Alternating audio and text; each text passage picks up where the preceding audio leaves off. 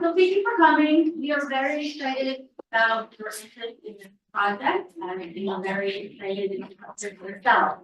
And what it means for Verona's future. If I haven't needed to introduce myself just yet, my name is Alara. I am the Public Information Officer for Verona. My priority is to communicate initiatives, projects, events, and manage all forms of the township's communication channel. Outside of the initial presentation, which was to the council in December of 2023, this is the first public presentation for residents. Since December, we have been taking your comments and your feedback to the project into consideration by conducting several community meetings with local organizations such as the Verona Lions Club, the Verona Women's Club, the Juniors Club, and we have also held meetings with local neighborhoods, including the Claridge House and the immediate neighborhoods in the proposed project area. All of these meetings have allowed us to prepare for today and answer your questions. So this evening, you're going to be hearing from Frank Pacinio, who's the project architect, whose work you probably know, because he did the Verona Library over, which we all love and enjoy. You're also going to be hearing from Verona's Township Manager, Joseph Yarko, who has over 55 years of experience specializing in restructuring and reorganization. We'll also hear from Deputy Township Manager Kevin O'Sullivan, who brings an extensive background in engineering and municipality management. You're also going to be hearing from some of our emergency service departments who have been absolutely instrumental in this. Just a brief housekeeping, we ask that questions and comments be held until the end of the presentation. We're hoping that we answer a lot of your questions along the way. At which point, if you do have questions at the end, we are going to ask that you come to the microphone there and ask your comments there. This has been a long time coming for everyone. It's dating back to, believe it or not, the 1978 master plan for Verona. So without further ado, I'm going to give it over to Frank Pacinio.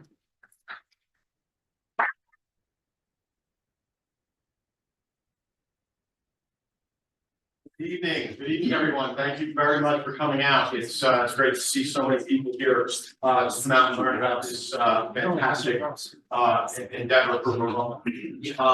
I'm Frank Pacinio, Solutions Architecture. I happen to be a taxpayer. My business is housed in Verona, and we are.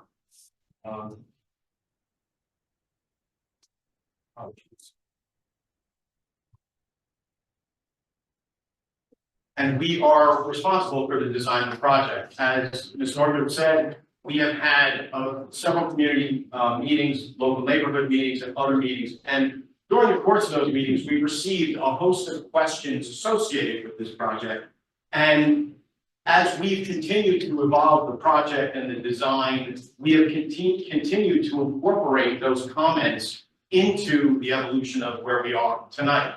So what you're going to see tonight is a presentation that includes a lot of the commentary that's been given, a lot of questions that have been given. We've adapted and modified the presentation accordingly.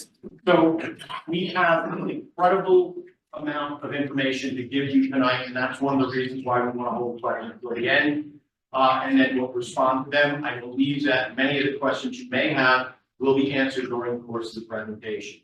So let's sit back, relax, and we'll learn a little bit about the project at hand.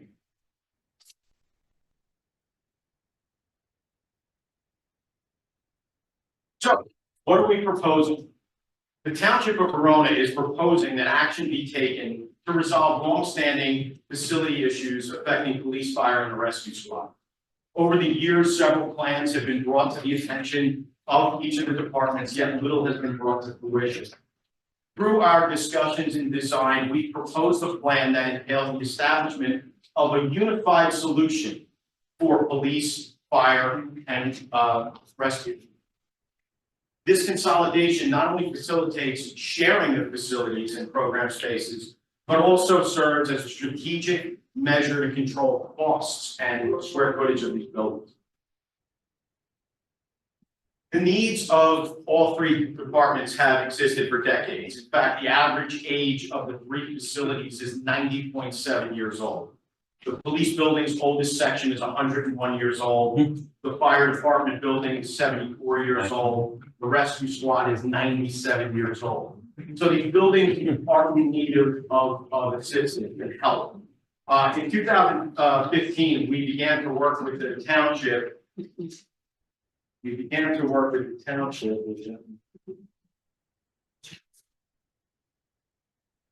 On exploring potential improvements to the police department and fire department number 2 and the rescue squad. During that time, the township had explored over 20 plus township-owned, county-owned, Board of Ed owned, and private property locations that might fit any one of the departments with little success. In April of 2023, the township acquired 2 adjacent partner parcels right on Upton Avenue, named 217 and 225 Upton Avenue.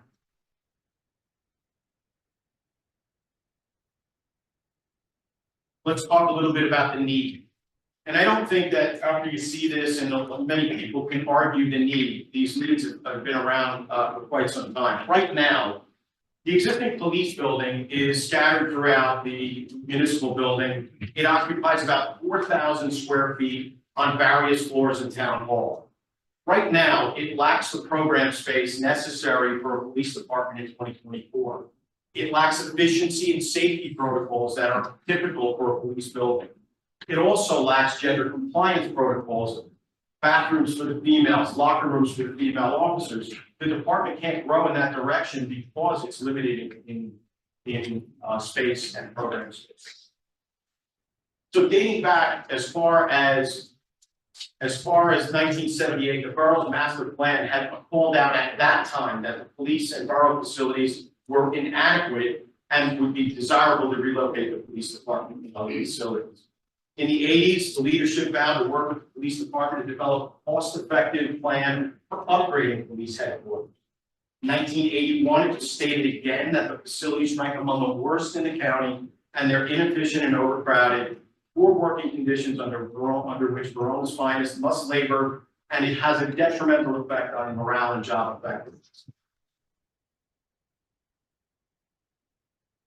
In 1984, there was a move where there was an expansion to a basement level that attempted to provide much needed space.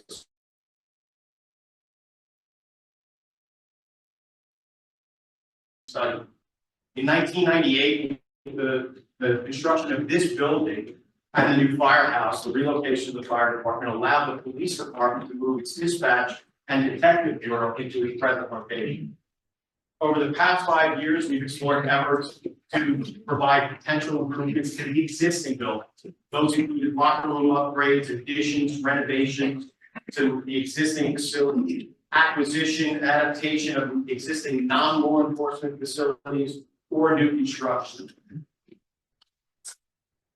It's clear from the existing conditions that the existing police department in its present condition falls short of meeting some very basic requirements of police facilities planning guidelines. These were prepared by the International Association of Chiefs of Police. It also does not meet the requirements of the Department of Corrections.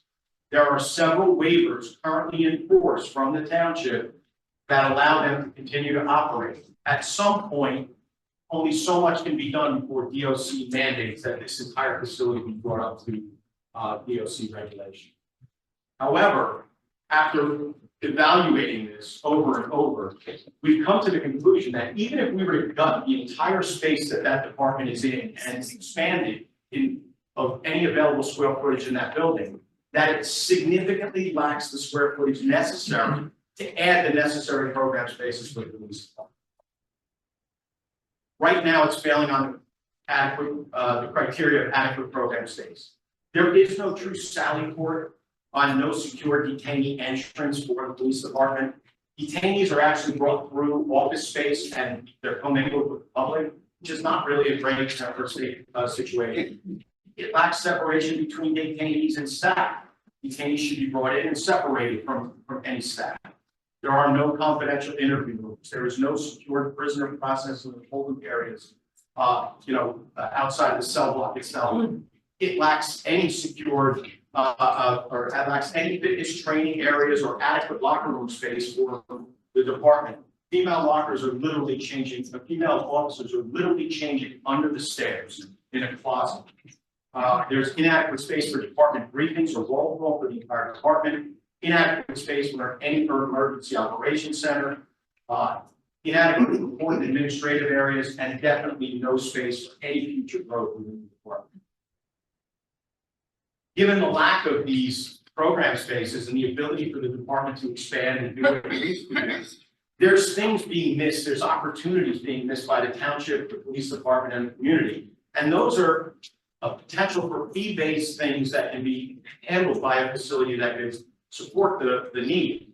Potential regional meetings, potential training conferences. If the police department were able to offer training to other counties and other local law enforcement agencies, they would receive up to 15 officers free for training. That's savings on operational costs.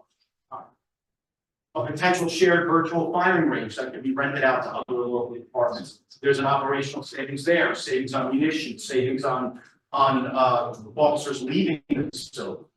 Shared local or regional emergency operations command center. These are things that currently don't exist, and there's no ability to offer them. Pictures worth 1,000 words, they say, and these pictures will depict the certain conditions that currently appear. This is our dispatch area. It's a small, dark room for the officers. There's multiple computer equipment. Electric has to be upgraded multiple times in order to handle what they need to do, be able to get all the information out to the public. There's inadequate storage. This is their meeting room. There's a huge column right in the center of that. Yes. That means that we may have gotten kicked out of Zoom for everyone that's not. Apologies. Sorry about that. Wi-Fi goes spidery.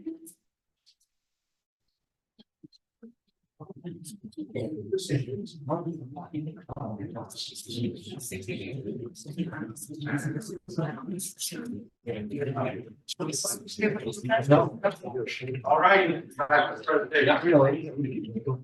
So I started to say this is the room where they have role, they do their meetings. There's a huge column in the center of the room. Not all the officers fit. It's a very inadequate space to be able to get them to do what they need. In fact, there's a picture of them trying to have a meeting, behind a column and everything else. Inadequate workspaces, office crowding, no privacy. We have a room down here that is used for lunch, domestic violence interviews, weapons cleaning, and anything else that they choose to do in this room.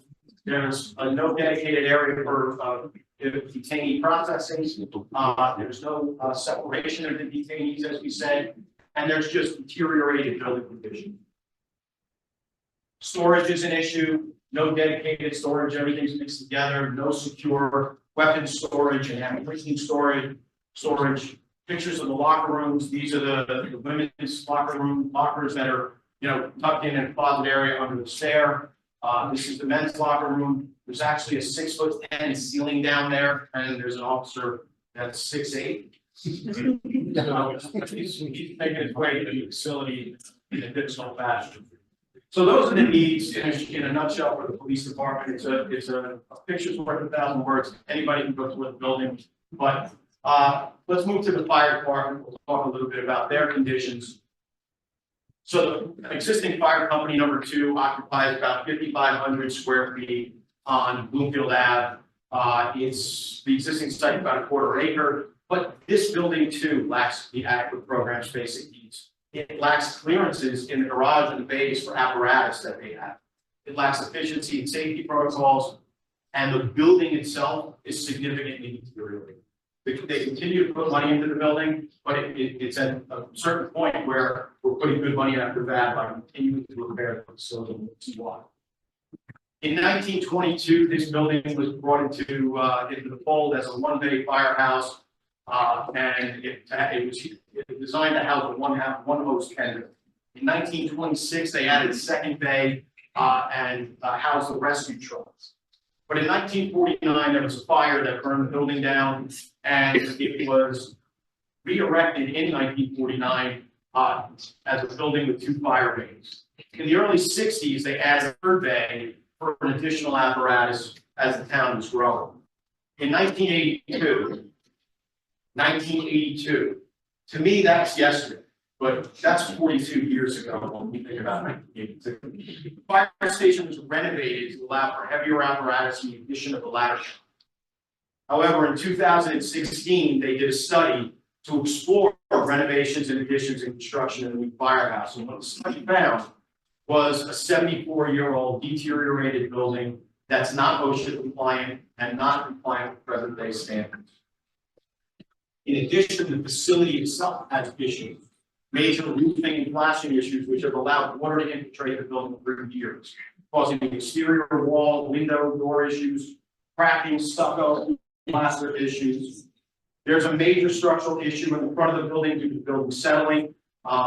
Steel lintels are rusted and bowing, floor tiles are popping, wood floors are warping. There are 2 sump pumps that are in the basement that are currently inadequate. Any water infiltration on a heavy rain day. The basement is currently not used because the basement door is swollen and it's in such a bad condition from all of the water issues. In addition, from a program standpoint, the fire department is failing on the criteria of adequate space. It lacks any future apparatus bays and has unsafe bay clearances and heights. You'll see that in some future pictures. It lacks adequate toilet facilities or shower facilities for a department this size. It lacks maintenance and workspace, space for training, racking, and storage. And you'll see that in the picture. Inadequate oxygen tank storage facilities. Oxygen is volatile gas. It should be stored in an explosion-proof room. You'll see where they're storing the oxygen. Deteriorated infrastructure and structural issues, cracking, plaster, deteriorated power and lighting, and plumbing. This is the south side of the building. You can see some significant cracks in the. You can actually see daylight through some of these cracks on the inside of the building. There are from water coming through the ceilings have come down. And this is the front facade, which is pulling away from the building due to settling. Not great conditions for an existing building. The pictures you'll see are continued water damage over and over again throughout the facility. Ceilings coming down, older antiquated 1970s mechanical equipment is still being used. We've had water dripping into electrical boxes, and this is the basement door that cannot be opened because it's swollen and basically swollen shut, so they can't use the doors. When we talk about clearances and safety within the fire department, if you look at the center picture, if they open 2 doors of the trucks that are side by side, the 2 doors hit each other. Can't walk by them, you can't muster hoses and rack it set up here, because if someone opens the door, you can't get by. Normal clearances for a fire bay are at least 6 feet between apparatus, not 6 feet, on the edges. There's mere 6 inches of clearance between the front of the ladder truck and the wall of the building. In the back, their gear rack and storage are 30 inches away from the fire truck going in. There's literally 2 inches of clearance for that ladder to get through the garage door. These buildings weren't designed back then to handle the equipment that's currently being run. And then you can see the image of the fire truck. So again, another series of needs, another department, but another series of needs, and we'll move on to the rescue squad. So the rescue squad also has its own facility. It's located on Church Street. It's about 4,600 square feet. It has 3 garage bays, 1 large squad room. There's really no private areas for them to take calls, have private conversations, for even HIPAA-related information. There's 1 day room, some storage, mechanical room, and then there's access to a 2nd floor office and conference room.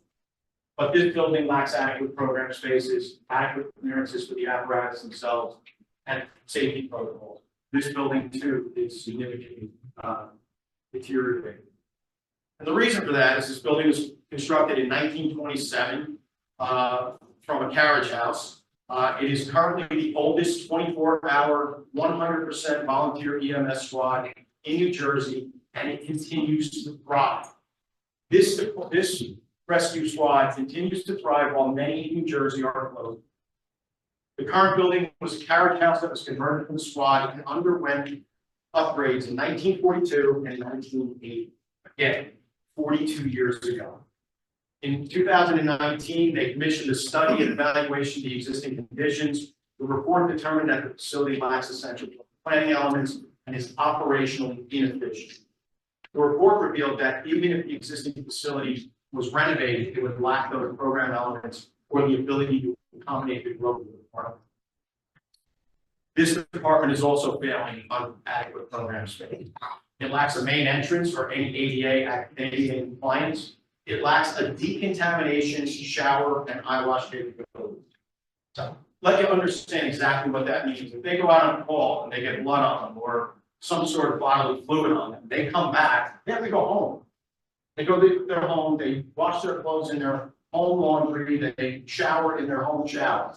A true decontamination room would be an industrial shower, an industrial laundry, setup, so that they don't have to take that home. This is not something that they have. This lacks the space also lacks locker rooms, bunk rooms, or private spaces for calls, for HIPAA, as I said earlier. Why bunk rooms? Why? A lot of the department comes from far away. If in fact they had a place that they could come and stay and be there when a call came through, it would improve response time. Otherwise, they have to come from where they are, get to the squad, and get out on the road. It lacks maintenance and workshop, inadequate training space for training room, offices, reporting, inadequate kitchen space for a squad this size, inadequate oxygen tank storage as well, toilets, parking, and again, the building has deteriorated infrastructure, power, lighting, and plumbing. Just some pictures. A small residential kitchen for a department this size. They have makeshift storage. They're finding every space they can to put store stuff. That's in an attic, and they have to cross over ductwork in order to get this stuff. Other attics, inadequate storage. A single unisex toilet room, 2 single unisex toilet rooms for the entire department. Inadequate storage and clearances within the bays. This is that big open room, so if a call comes in, they're taking that call in the big open room. So there's no privacy for the person on the call, there's no privacy for what's coming in. There are many issues. There's an oxygen tank. It's stored in a closet cabinet. Shouldn't be. Other oxygen tanks, smaller oxygen tank storage in another cabinet. These are the clearances between the door of the apparatus and the wall.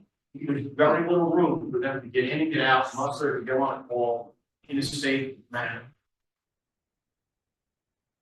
So you've seen the need. I think that once everybody gets to understand the need, nobody's really denying the need for this. It's just how do we resolve it? In what way do we do it?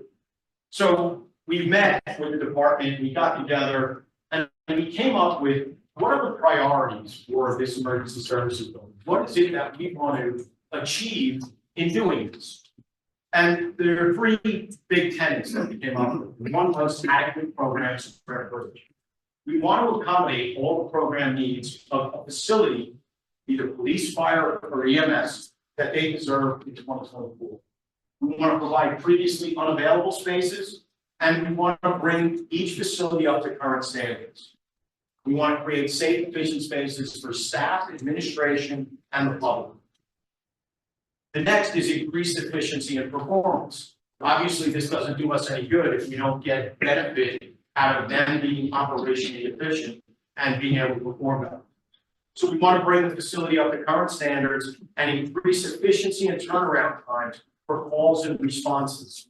We want to create operational adjacencies which improve performance. Not having to rely on distance between the departments in order to work effectively. We want to deal with shared program spaces and create and foster operational cost savings. And we're going to show you how we do that through a singular facility. Capitalize on that facility to allow for shared spaces, eliminate redundancies that would otherwise be around. Provide unified services that accommodate all the departments, and allow common areas for necessary collaboration between between departments. So these are things that we had hoped to achieve in our design. Why not 3 individual buildings? Because this is a big question that's come up. Why are we building one big huge building? Why wouldn't we build 3 individual? We analyzed 3 individual buildings. We figured, what if we do build 3 buildings? What could that do for us?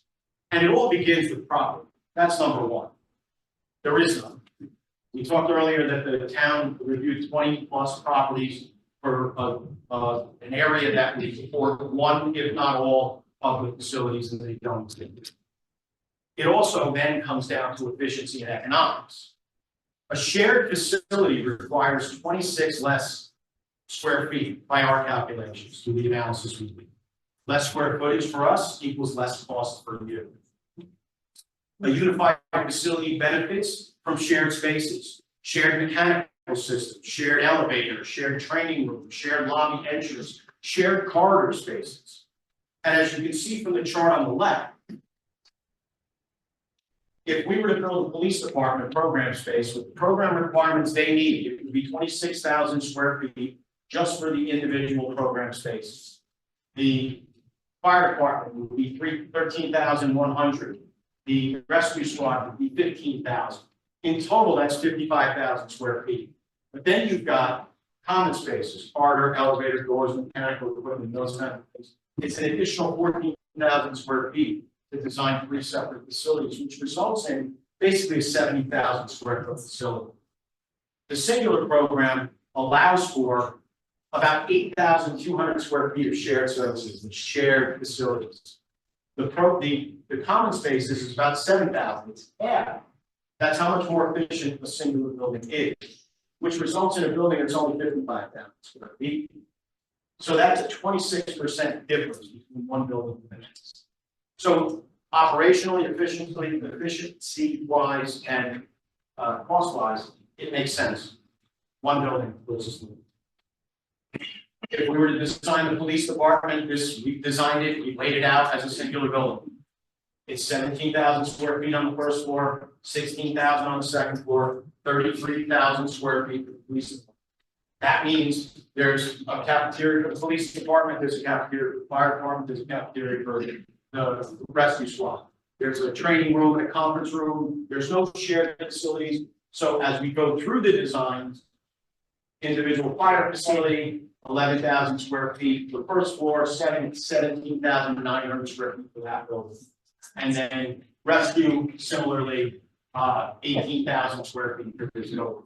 So through the analysis, we believe that we come up with an option that's not only efficient for the departments that are going to be using the space, but it's also fiscally responsible for the town. Now, where are we going to build this? We found a site. And we got a site. And before we get to the site, let's talk about the properties that the town looked at. This is a list of properties that the town reviewed and the concerns that those properties raised. I'm not going to go through all of them because we have a lot more to cover, but there is a list of county-owned, town-owned, private-owned, school-owned properties that the town looked at to evaluate the use of any one of these facilities. We analyzed the footprint of the program, and this footprint of the program is the same. This was one property we looked at, and you'll see in the green, that's the site itself. The building is far larger, let alone adding parking and everything else. So even if we could accommodate one of those blocks, the blue, the orange, or the red, we're not getting the parking and the access in and out of the property on any one of these sites.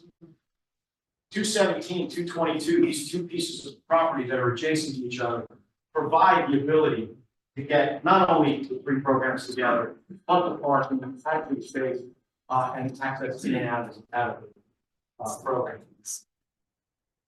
We and our engineers have analyzed the properties, the two parcels, and determined that, obviously based on our analysis, that they have the ability to accommodate the program needs of each department, as well as provide a uniform 2-story building.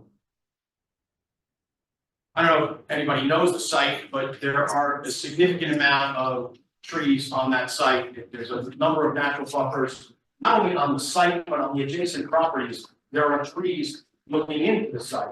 So there's a significant amount of natural buffers. So there's also a drop in grade in the site. So this site, these two sites that are next to each other are 5 to 6 feet on average as you go up the hill, lower than certain adjacent properties on the north side. On the south side, it's pretty flat, tree level. But on the north side, there's actually a drop, and we're using that to reduce the visual impact of the building. The site is 2.7 acres on a state highway, and it's in a C2 zone, which is commercial use, mixed use, and there are many commercial buildings along the route that are interspersed with the residential development. So what you're looking at here is a map of where this building is. It's located between Vincent Place and Cambridge Road. It's diagonally across from the Delta gas station on Linden. It is south of Pilgrim Plaza and the Claridge Tower. It provides to have consolidate police, fire, and rescue. But it's located in a C2 commercial zone, which requires a special permit for mixed use and for a variance if you want to use this property for residential. It's 2.7 acres. Green parcel is the property. Anything you see in blue is commercial. So these along this commercial properties, and down on the end here, Solutions Architecture, commercial property. So it's near Kips Castle and it's near Salvation Fathers. So you can see where it is in reference to everything around. It's 2.7 acres of property, 91,000 square feet of usable space for us. It can fit the building. It has 77 plus parking spaces. There's 27,000 square feet of usable natural green site, and a significant grade change from under that. What if this was developed for housing? This was another question that came up. Well, we'd rather have housing there and not have, the building that you're showing. Well, if this building were to be built for housing, as a developer coming in and looking at this building, they're going to want to maximize the number of units that they can put on the property. The U-shaped structure that you see is an idea. It's a concept of what can be done. It's a 3-story residential building, which would be 45 feet in height, parking underneath, 2 stories above. It would have ground level parking, and it would have approximately 116 units associated. So 116 units brings 116 cars minimum. It's also higher than the building that we're proposing. You can see that in the middle. So if it's developed for residential, it doesn't necessarily make it a better solution. It doesn't make it a worse solution, but it doesn't make it a better solution than what we're proposing. I want to talk a little bit about the planning process, because I think it's important that you understand that nothing that you're seeing here has come up overnight. This is not something that we designed in a vacuum. With the subject property in place, we finally landed on this site. We figured, let's figure out what we can do. We had multiple meetings over a 6-month period, created numerous concepts that were explored and revised, shrunk and expanded, all at the aim of getting consensus from the 3 departments. And compromise from the 3 departments. There were certain people that wanted to be here in one location, and other certain groups wanted to have more than they have. But we had to come to compromise because obviously no one's, budget is always a very critical and important factor.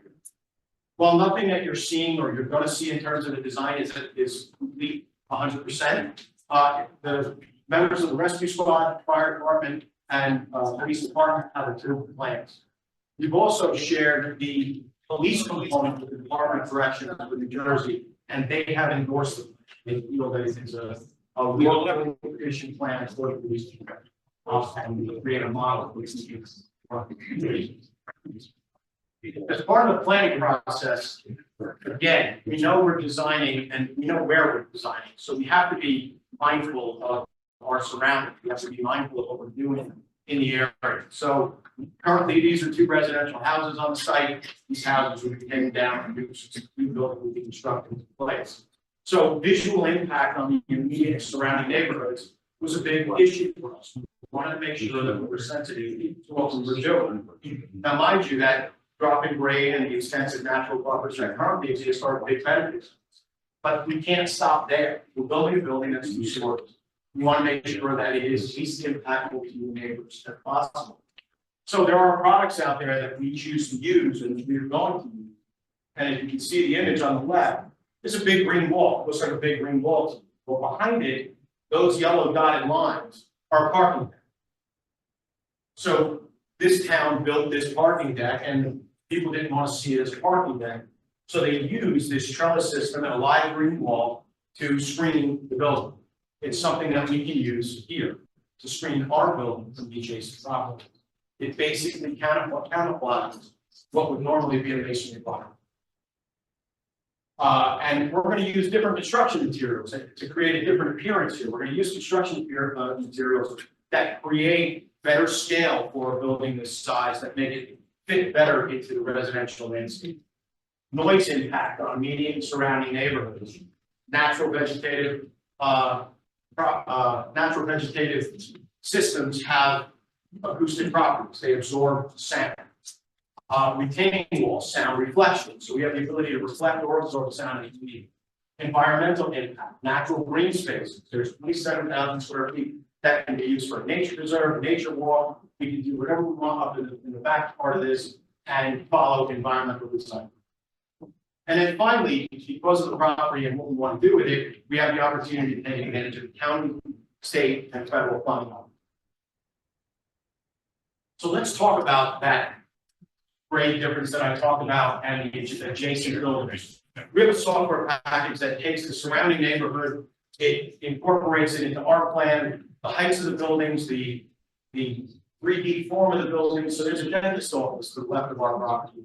There's another house to the right of the property.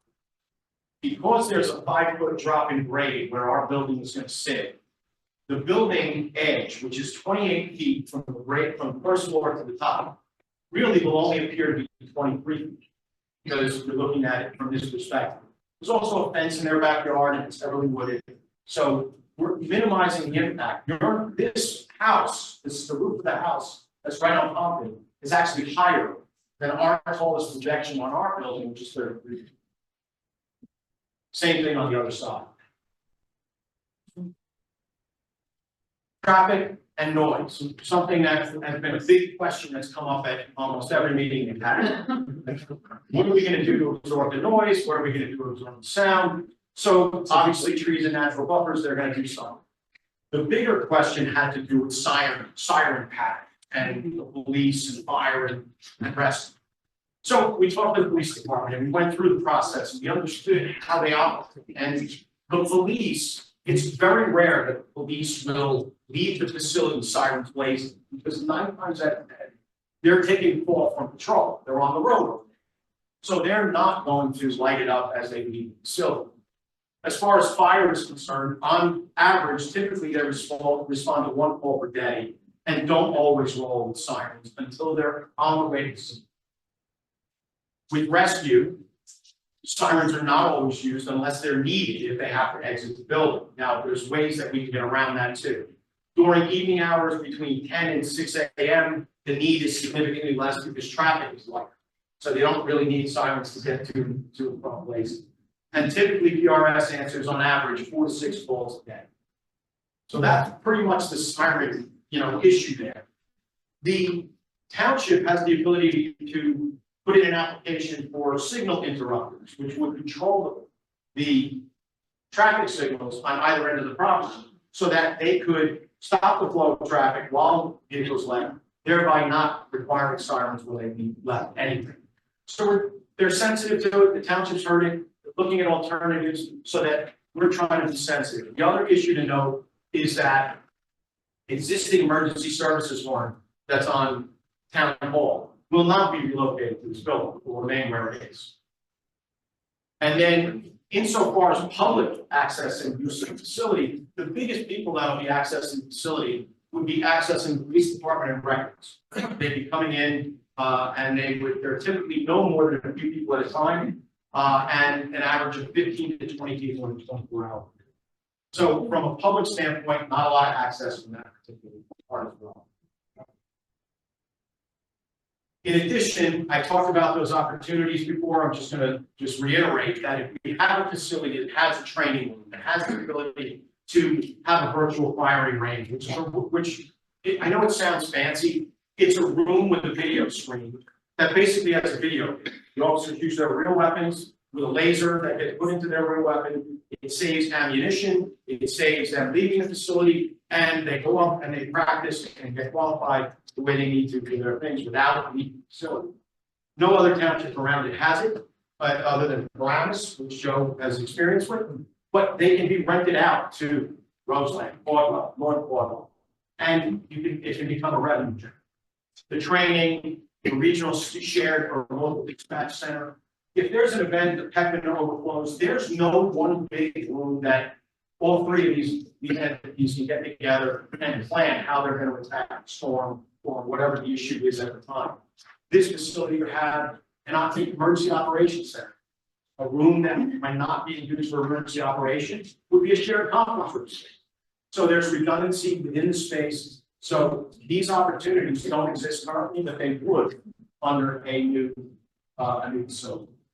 In addition to paid sponsorship, naming opportunities, there are ways that the township is working to obtain funding to offset the cost of the facility. All right, I want to talk a little bit about design and construction schedule and impacts. So a lot of questions have come up about construction. It's a valid question. Construction is smelly, dirty, noisy. It's a problem. But it's something that has to be managed in order to get to the end result.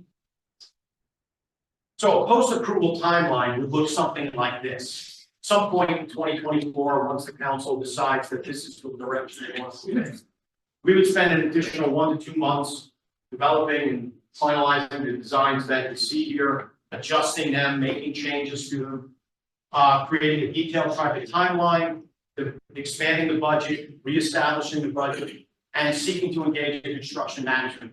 The project is big, a construction manager would come in, they would help facilitate the construction of it, the management of the contractors, the budget, cost estimates, everything.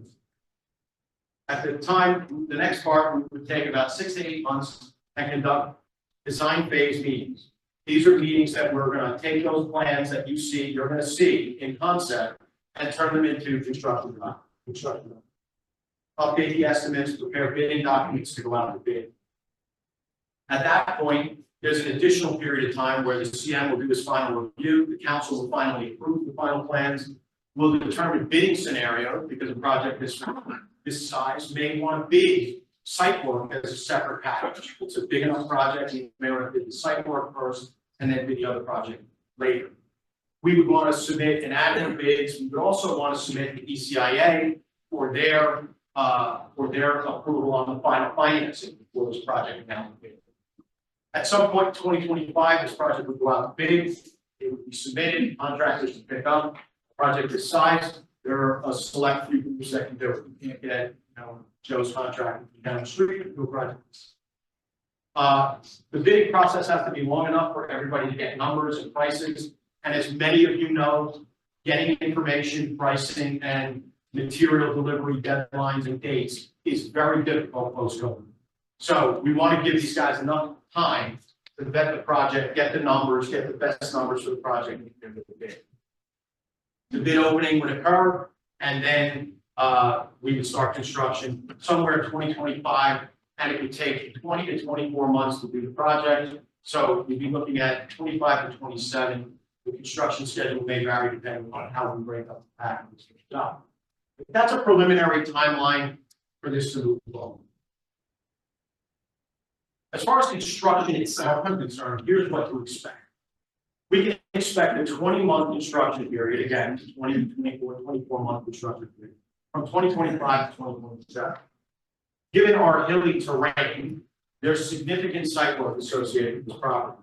Demolition of the existing structure would be first, retaining walls would be required, so that would be second. And the retaining walls are required so that we can control how much of the site we develop without having to spend and do more work to go further up. It actually saves us. But the greatest disturbance of this project will be in the beginning of the job with heavy equipment that's going to be required for site clearing, stripping, and whatever potential rock removal is necessary. Approximately 1 month to do the site clearing for the project.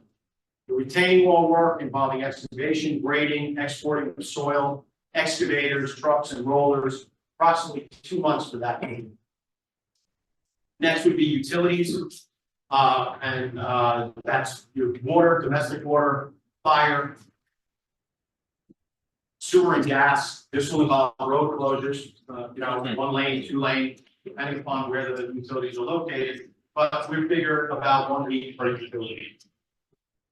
Then there's stormwater management, drainage systems, inlets and piping throughout. We have to control water flow. It's a requirement of the DEP. It's a requirement of any project that gets built on a property and disturbs this much land. That's about another month. And then the building pad needs to be prepped for curbs, asphalt base. That's approximately 2 months. Obviously, any contractor that's working on site has to work within the times and limitations set by local ordinances. Any of the site work and the heavy machinery we're projecting would take about 6 to 8 months to do. Contractors who are going to be visiting the site will have to stage their parking and or material storage or coordinate on the site itself or coordinate with the township for all site locations. Not neighborhoods. They wouldn't be parking their cars on the streets in the local neighborhoods. They have to carpool or go to another site, whether it's the DPW area, and then pull their, have somebody drop off their equipment and then come to the site. Those are things that we can built into the specifications so the contractors knew up front what they were doing. They're not parking their cars down the side street. As I said before, the potential for over dust and noise is part of any construction project. The specifications do have criteria for wetting down dusty sites and doing things so that it prevents, migration to other areas. But we know that construction is going to go on. We're going to have to deal with it to some extent. We talked about the construction manager on site, and for a project this size, that would be something that would be required. So I want to talk you through the building, and I want to walk you through the concepts, and I want you to see what we've come up with as something that we believe fits here, something that we believe works here, and will provide many years of service for Verona. So we have our proposed 2-story building. This is our site. It's Pompton Avenue is here. Our proposed 2-story building. The police sally port would be in the front. There's parking throughout. There's handicap parking, EV parking. Total number of parking spots is about 80 for the whole site, including the sally port. There's an upper parking level and a lower parking level, and then there's a natural buffer, potential nature walk, etc. This is the side of the building that we talked about, that green live wall screen that would be screened. But you can see how much vegetation, how many trees are on that side in the backyards of those adjacent properties. We walk back there, you can barely see the site from that property. Not to say that things change and they won't thin out, but we want to do our best to soften that edge of the building, that side of the building.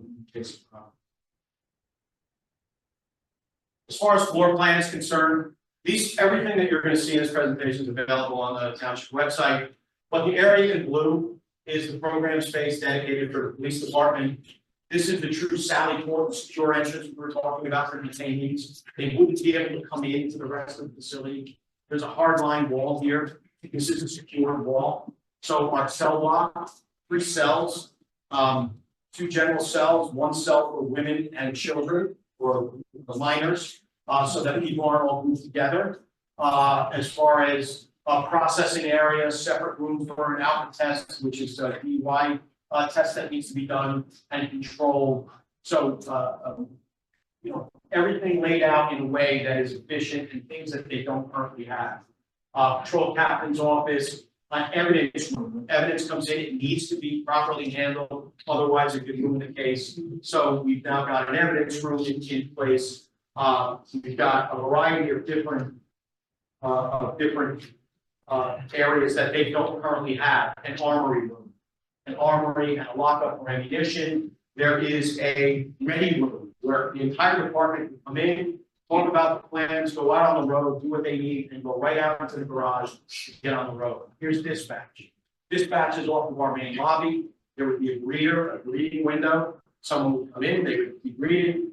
the department will determine whether they need to, take a statement and go right outside, or whether they need to come into the room inside. Records, public records, and a public toilet would be in that same location.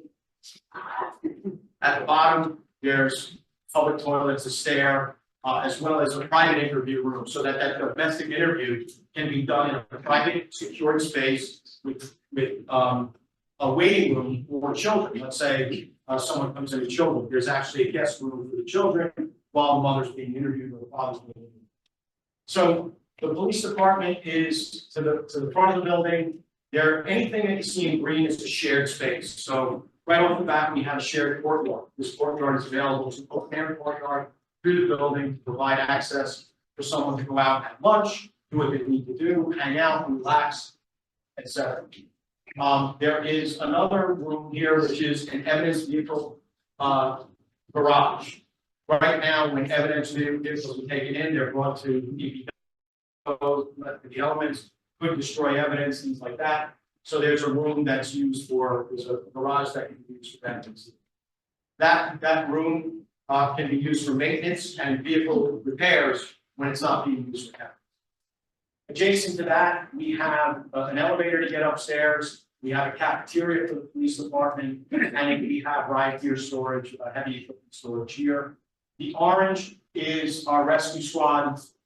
The rescue squad has a significant amount of apparatus, large trucks, large vehicles. As you can see from the plans, every vehicle has 6 feet. There is 8 feet on the ends that includes gear racks and storage that are along the wall. It's a safer condition. There is a shared decontamination with multiple showers, heavy duty laundry, eye wash stations, the ability for fire and rescue to share both of those spaces. Equipment and dispensary for the ambulance items that need to be outfitted for the ambulance, locker rooms, an office, equipment storage, a quiet room, and a ready room right off of the bag itself. As we get to the red and fire, the yellow you'll see is the common areas we talked about. There's mechanical space. There is, mechanical rooms, corridors, public toilets. The fire department has its own apparatus bays. Again, all the clearance is necessary. There's a work room in the back, fire hose storage. All the equipment and program that they need that we talked about is included herein.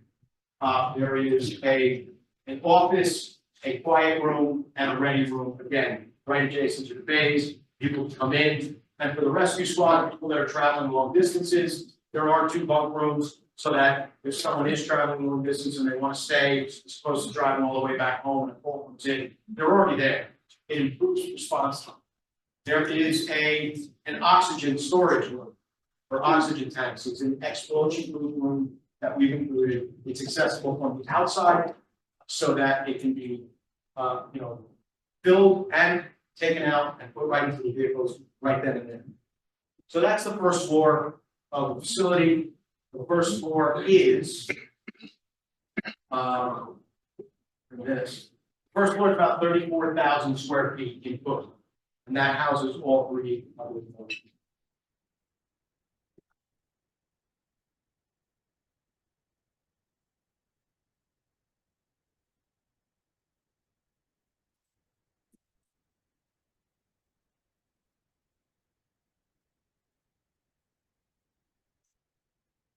Second floor. Second floor is predominantly right now police and shared spaces. So we start in the corner. We have an emergency operations center, command center, which would be used for events and things that are events and community storms, things like that. So they'd be able to get everybody in here, coordinate the work, coordinate what needs to be done, and set up a plan. Detective bureau. Chief's office, a series of other offices for the officers, a file storage room, IT, computer, network brain for the entire facility. Again, one for the entire facility. It's not redundant multiple times. A small kitchenette for upstairs for the emergency operations center, office space. There's a resiliency room for the officers. There's a fitness center space for training and obviously maintenance, maintain themselves in good shape to be able to go out on the calls. Virtual firing range we talked about, locker rooms, male and female, the ability to grow the female side of the department by providing adequate space for them. And toilets for a training room that is situated here. Now, the training room has a flexible partition and folding partition in it, so that it can be divided into 2/3, 1/3 for a large room. Depending upon the function and what the team does, that training room can expand or contract, or you could have 2 events going on at the same time. There's a cafeteria on the upper level, that's for fire and rescue, but that also serves to serve the training room if there's an event. There's another close quarter combat training room, as well as storage. There is a copier area, administrative areas are there. There is a common area of a lactation room based on, code requirements. These things don't exist in the current department, so those are things that are necessary today. It should be noted that the gymnasium and the training room are open to the courtyard, so they have the ability to get natural light in those spaces. Obviously, when we're sitting in a room with no windows, it's nice to be able to get. So that's basically the floor plan layout for the departments, first and second floor, and we'll start to look at what the facility is.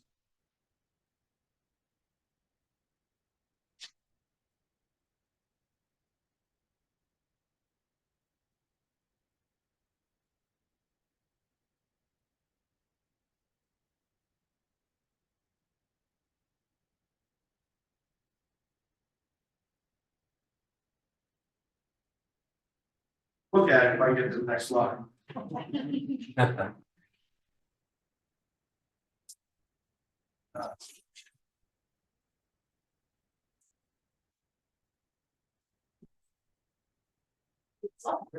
No. Easy.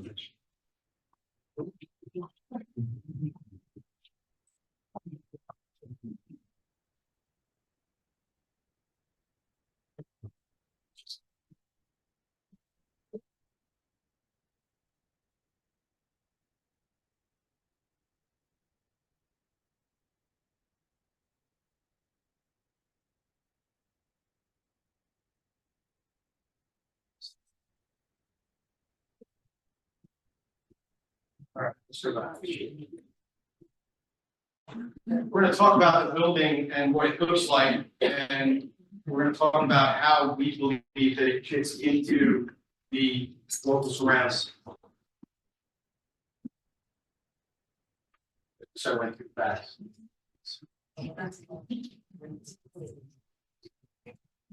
There we go. So this is a photorealistic view of what the building would look like across Pompton Avenue. You can see that it's set into the existing site. So these trees are actually the trees that are there. They're not our rendered idea of the trees. This house is actually that house next door. The house that you'll see on the other side is that house. So as we drive into the driveway, the main entrance would be here. The police sally port would be here. This is a stairway to get from the first and second floors. And as you go back, you'll see the fire and rescue bays as you go back. This is a view actually looking across the street, walking down Pompton Avenue towards the building. So as you can see, we put some dimension lines. This peak on this edge is 13 feet. This general peak here is 28 feet throughout the site. There's a 6-foot gentleman standing here, and we've got about 18 to 20-foot trees that would screen the building from Pompton Avenue from across the street. We've used, a brick or block type material. We've given it a nice red color. We've accented it with colors that we believe will scale the building in a nicer manner than some big gray box. Again, 32 feet to this peak, 18, 26-foot gentleman. Here's another view. You can see basically a glimpse of the Claridge in the back. That is actually the Claridge. model that we put. It's satellite placed based on the software that we're using. This is that house next door. We've got, again, a berm and screening across one side. There is significant screening along this side, and it allows us to be able to provide the sally port access, the garage access, in and out into the space. There's EV chargers, there's handicap spots, etc.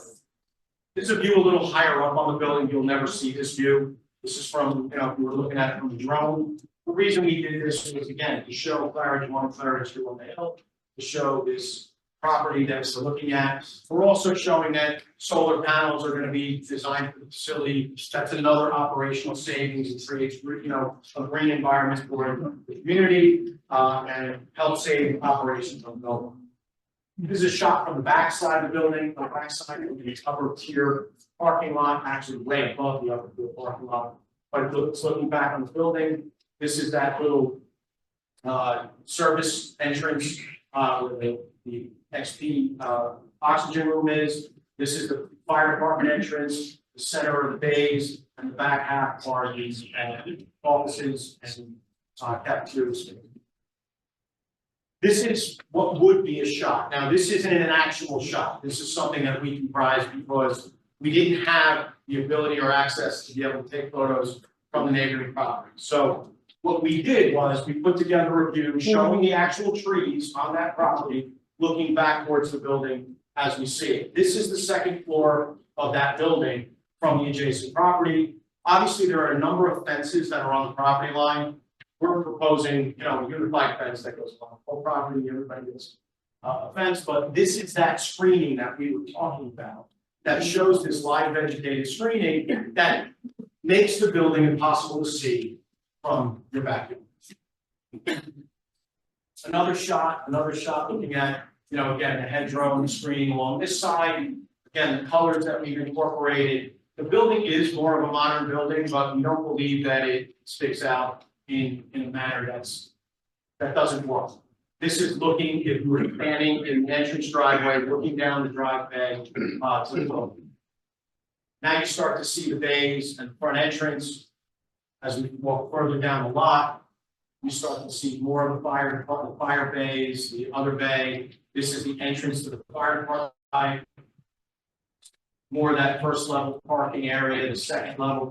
And the reason for the two levels is because if we were to make this all one level, we'd be removing that much more soil. We'd have a higher retaining wall. So the idea is to step this back and use the grade without, being without using too much resources to do it. Again, another view directly looking back.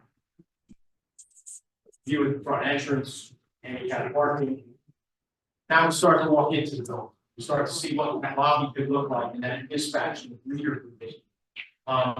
There's, this is the wall that looks into the courtyard. This is a glass wall that looks straight up, which allows that to like. This would be the interview room. This would be public records. We incorporate graphics and things that can be designed so that it has a nicer appearance. There can be digital donor boards for people that want to donate to this. There are regular donor boards. This is an idea of what the courtyard could look like. Go have lunch in the courtyard, walk on some paperwork in the courtyard. Like this is open air courtyard. It's not enclosed. It's exposed to the elements and to the weather. This would be our dispatch room. Again, something that we don't currently have for this capacity, the ability to have multiple dispatchers and possibly even expand it for a regional dispatch. There's that ready room that we were talking about. Police being able to take the department and get them in there, not looking around the column, but everybody together, focused on the moment, figuring out what needs to be done. Staff cafeteria for the police, the ability to have the department or anybody who's on shift going in and get a meal before they go out. Here's our detainee and detainee processing area. So it's a direct access from the Sally Port. It's completely secure. No one else other than the officer working in detention has the access to this space. So it creates a safe environment for the rest of the facility. Something that currently doesn't exist. So a processing area, an area for photos, an area for fingerprints, an area to do separate testing. Probably the ugliest image that we have in the entire presentation, and it's only because it's all. It's not something we want to make inviting because we don't want people to stay there. But holding cells, again, as I said, 3 holding cells, different, two for adults and maybe a female and minor, so that they're separated as required by the. Look like. Now the Sally Port, we're basically keeping open using a mesh panel throughout on the outside. So it's open to the air, it's open to the elements, but it does allow for the vehicles to enter securely through the garage bay, and access to secure. There's lockers for their weapons before they go into the facility. Another view, there's that view into the Sally Port. An idea of what the rescue squad base could look like, equipment gear racks all set there. There would be only appropriate air and heat and water within the space for their vehicles. Same thing in fire department base. Enough room to be able to lay out a hose and still walk by and do what they need to do. Something that they don't currently have. An idea of what either the fire department or rescue ready rooms could look like. Again, it's a place for them to crash, waiting for a call, and while they're doing, they can do their work, study, whatever they need to do while they're volunteering. Our emergency operations center, again, would be a central hub for the township, the ability for them to get information through traffic cams, from drone footage, from anywhere, news outlets. This would be the place. The furniture is flexible, it can be used as a conference room, it can be used as a classroom, it can be used as a variety of different things, but it serves on multiple purposes within one space. And this is something that doesn't exist anywhere. This would be that operations admin area. So from upstairs, there's a copier area, there's a small kitchenette, be able to make coffee, do what we need to do with the operations center. This is that shared multi-purpose training room. Again, this is another flexible room. It could be set up in a variety of different ways. It could be classroom, it could be conference room. They could do resuscitating Annie, CPR classes. Anything can be done based on the flexibility. You'll see that all the tables and chairs, they have wheels on them. They can be moved, stacked, flipped, folded, and put out of the way. Another view looking across into that open courtyard. Locker room, something that they desperately need. They don't have the ability to charge their radios and do everything they need right in the locker room. No separate radio area, no separate a bench for them to sit, put on their gear, take care of everything that needs to be done within a locker room. Fitness center, the ability for them to come in, off shift, work out, get shape, anything needs to be done. And this is for all 3 departments, it's a shared facility. I'm going to pause for a little bit. There is some. So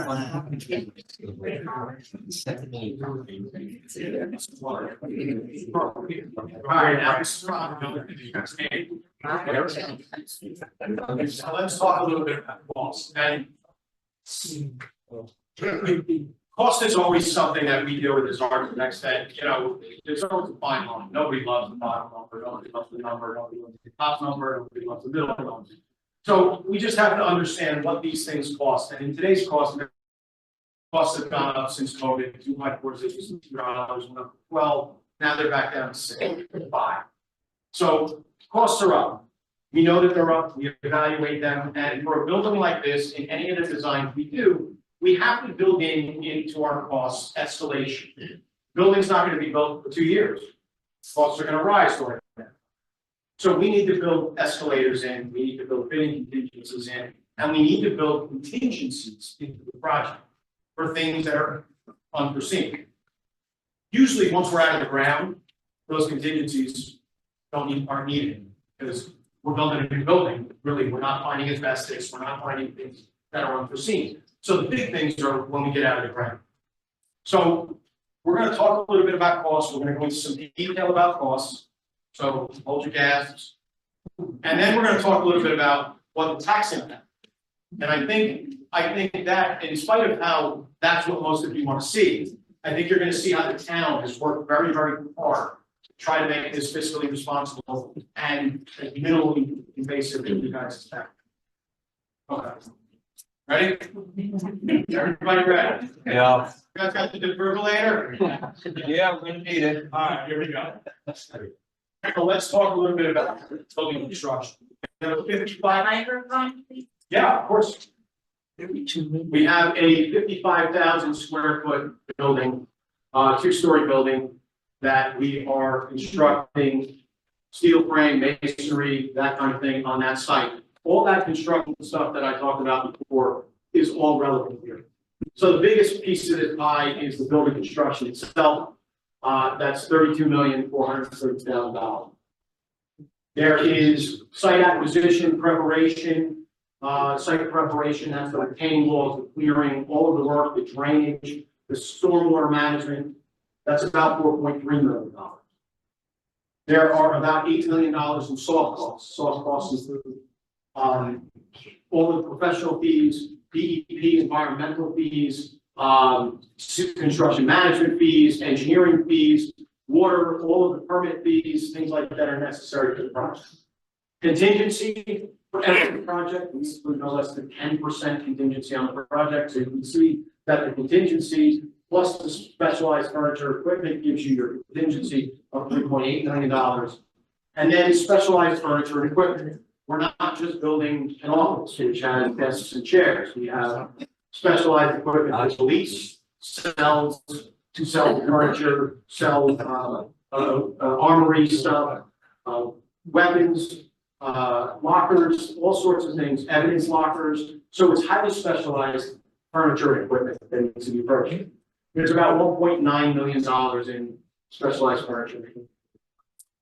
It totals dollars. The project cost, the project cost for the whole project. Soup to nuts, all in 51 million. This is good. It's a good start. I like this. So I'm going to move this over and we're going to talk a little bit more. So we've broken it down a little bit more. So if we talk about site preparation, DEP, we're at $4 million plus soft costs. Contingency, it's about $6 million for the site side of things.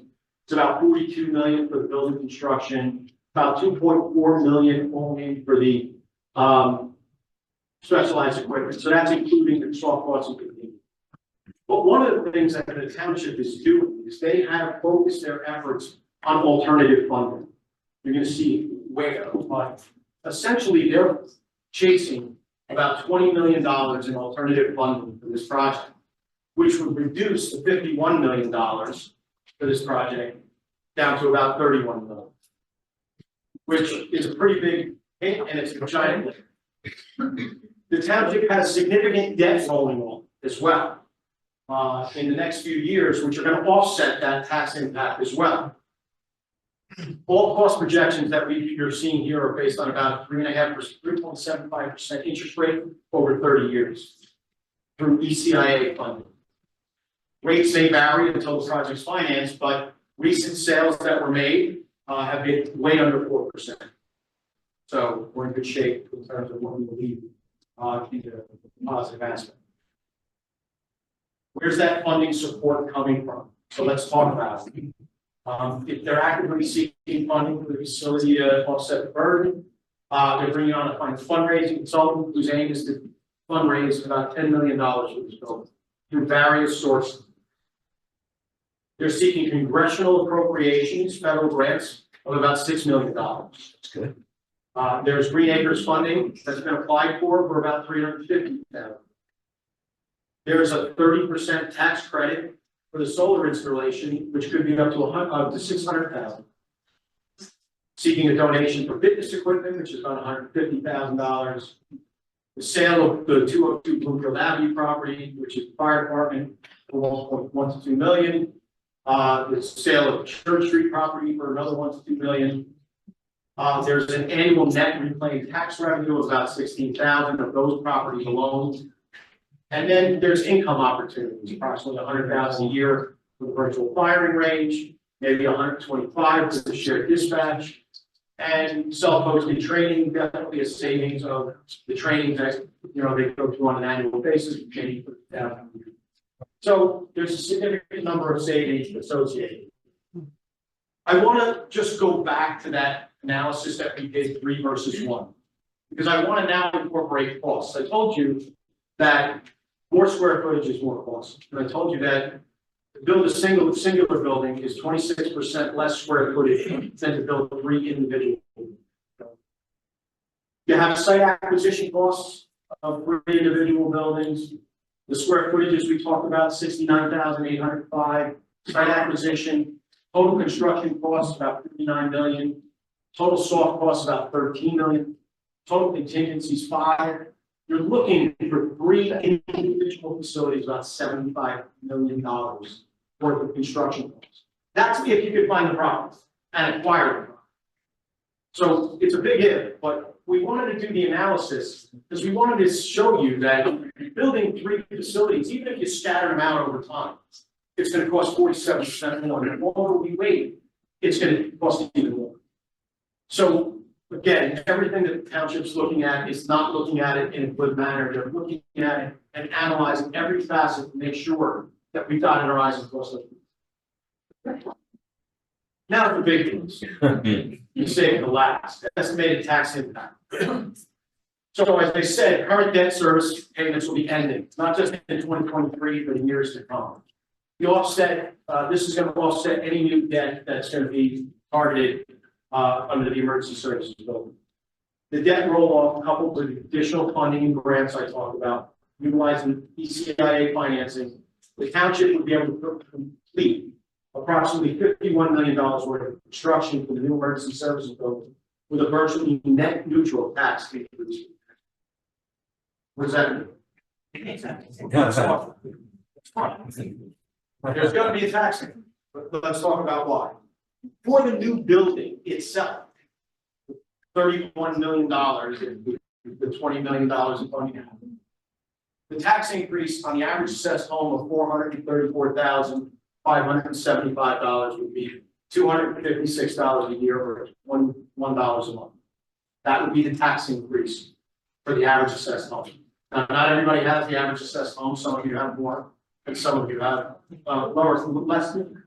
So we're going to provide on the website a calculator. You'll be able to log in and enter your assessed value, and it'll tell you what the tax is. However, there's more. So the 51 million is offset by the state and federal funding grants for a township share of about 31 million. Right now, the existing tax impact for the average assessed home is about $530 a year. So we're currently paying. No, what all the debt is out there now, that's what you're currently paying. Over the next several years, there's debt rolling off, which is going to reduce that impact from 530 to 321. The 213 that I mentioned before that we're adding for the building is going to result in a $535.51 tax impact. So with the debt roll off, the increase from what you're currently paying is $5.32. As you start to look at it over the course of time, the roll-offs that are occurring, that $5.32 increase actually turns into a decrease. Notwithstanding any other debt being. Let's sell them. Let's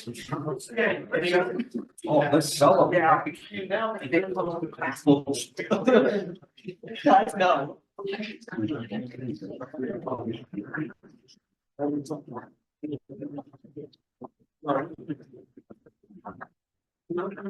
Made a 11.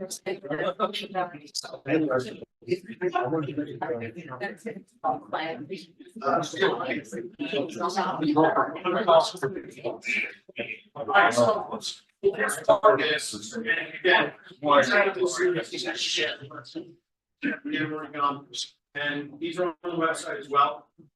Why was the location picked? I think we covered that in the presentation. What was the location zoned for? Covered that in the presentation. What happened to the old structures? Covered that. And so, the municipal building will be utilized for the township. But the police department currently, they'll either have other services there or in certain areas. Has the final look at the building been solidified? No, any of the renderings that you saw, they're going to be developed further during the design development. how will the building affect Verona small town feel? And I think the rendering showed that. I think we showed the buffers and the building materials, and the intent that it's actually lower than some of the surrounding buildings. So our intent is that it doesn't impact, the small town. Timeline of the project, I think we covered, was 24 to 30 months.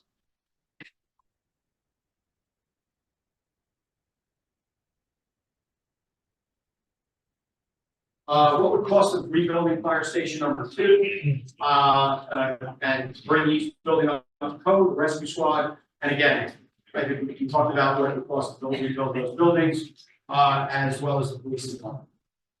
How will traffic be impacted, given the 3 agencies in one area now?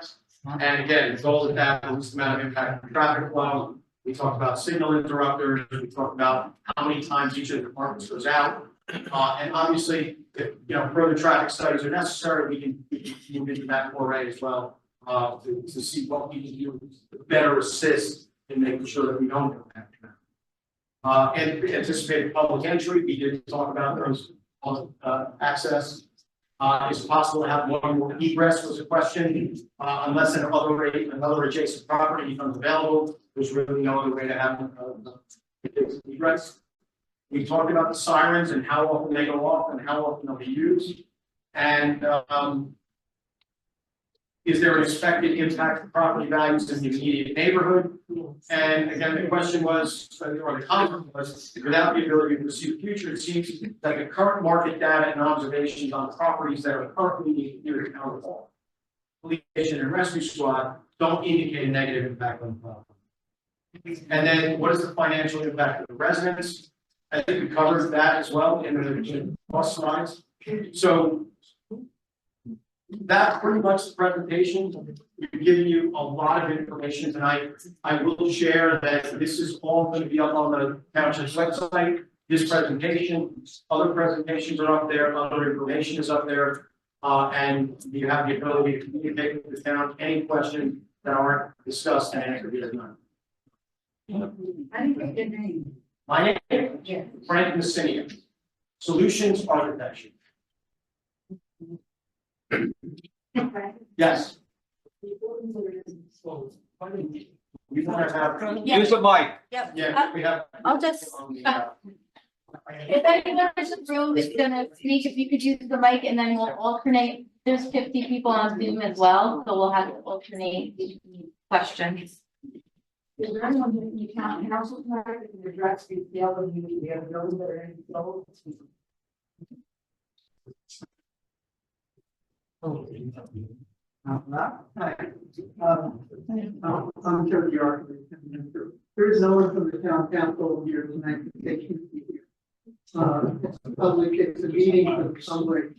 We've had a number of meetings, because at some point, when all of the public questions come in, all the adjustments we've made, the study is done, the final presentation is sent to the mayor and council. And that's something here. And then there'll be public meetings for the public to be there. The council changes are figured out. The buildings, those buildings are gonna be sold. Yes. They're gonna use the money they're gonna use to underwrite. Oh, And are we doing more construction, more apartment buildings? What are we doing with those money? Those two will be sold. Yeah, Right. well, firehouse number 2 is on the because in the parking lot. So what? And there's interest in firehouse number 2 from that. And the rescue squad building, we haven't done that yet. Page, so we don't know who we buy. I have one other question, concern. I'm on the Forest Avenue side. This new facility is on the outskirts of town. Yes. We're Yes, inches yes. away from Cedar Grove, blocks away from Montclair, and we're left on the other side. We're left all alone. The park, there's no one, no police station there in the park. We feel like we're gonna be stranded on the other side of town with no one. And what is the response time after we get to the opposite end of town? If you go high school, middle school, too far to get it, if something happens, with that, like, that done, that done, no what, lack of time. The initial development with the building committee was the police fire rescue. Primary question to them and every expert was on this one. I think we have representatives of the police and fire with the chief are here. They will answer that question to you directly rather than a layman like we answer that question. So, the chief representatives can come up and fire rescue. And well, we'll finish this question and we'll get to the next. And please, I'm sorry, We'd there's, rather hear that. if the audience can keep the noise to a minimum, it's hard for people on Zoom to hear when the questions are being answered. I didn't say anything yet. Okay, I'm just trying to say if everyone can be quiet so we can pick it up on the Zoom recording. Good evening, everyone. My name is Chris Kiernan. I've been with your police department for 34 years. I've been your chief for the last 6. As far as response times, the police are assigned to zones. So we are on the road in different sections of town. We don't sit at headquarters and respond out. So there'd be no impact to response times whatsoever from the police standpoint. As far as being on the edge of town, it does not make a difference with police.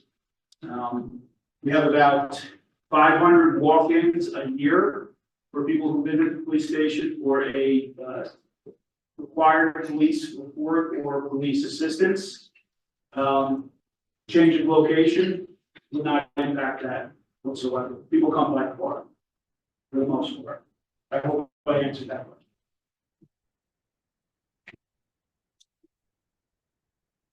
Good evening. My name is Nick Pellicino. I'm the Assistant Fire Chief for the Verona Fire Department. I've been a volunteer firefighter in this town for 21 years. As you're aware, one firehouse is located right outside in front of the community center. So there are 2 firehouses in Verona that was strategically done for flooding purposes. There's 3 access points to either side of the Hector River. All 3 of those are bridges. So potentially during storms, which has happened in the past multiple times, the town gets split into 2 halves. That's why we have staffing on both sides of the package. So we have this firehouse on one end of town. We have the new proposed site for the firehouse on the other end of town. I don't see a major impact for us. Prior to 1998, firehouse number 1 was located at the town hall. So they moved approximately 4 blocks up Bloomfield Avenue, and there was no impact in the past 26 years on response time. I don't foresee an issue with Station 2 moving to Compton Avenue for an increase in response time. Spaced out pretty well. Our membership is spaced out pretty well. Predominantly the members of station number 2 live in the landing section of town. So they're located close to their firehouse. They get there, they get in their apparatus. They're going to respond the most efficient way possible to wherever the emergency is.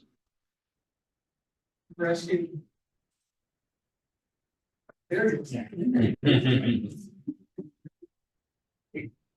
My name is Fred Pentesta. I've been on the rescue project 20 years, born and raised in town. As far as response time, generally speaking, more severe than fall. We do see response for our medical personnel, and someone's going to drive those against the issue. We've already talked about strategically placing response vehicles throughout the town just to make sure everything gets there. The police department brings 99.9% of what we would use on medical emergency, and they're trained to use most of the life-threatening, life-sensitive. The whole point of the new building is, tracking blood, bodily fluids in your car and then into your house is just a detriment to everyone. That's the product won't go down very much. And every time it is what it comes down to. We're also trying to move more to people in quarters, at least for our duty crews, so our secondary crews will respond. But we've also plotted out every single member on our organization over 100 on a map. And generally speaking, most of them live on the north side of Bloomfield Avenue, with some exceptions that are also in the room. And generally getting to the building, it's only less than a half, 3/4 of a mile difference from our current station, so it really won't impact much as well. And there is talk though, we've always been on one side of town, the fight never affected us getting where we need to go. During a storm, we will put an ambulance up at the firehouse, the station once they have plenty of room, we should put the station up here. But overall, our response times are well below the town average.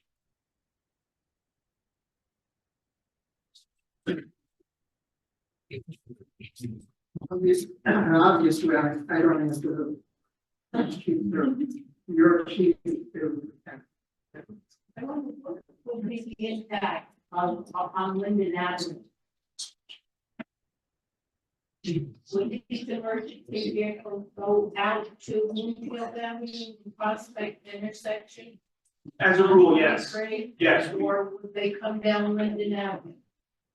So the question was the impact to Linden Avenue, since it's one of the few streets that runs Yeah. east to west in town.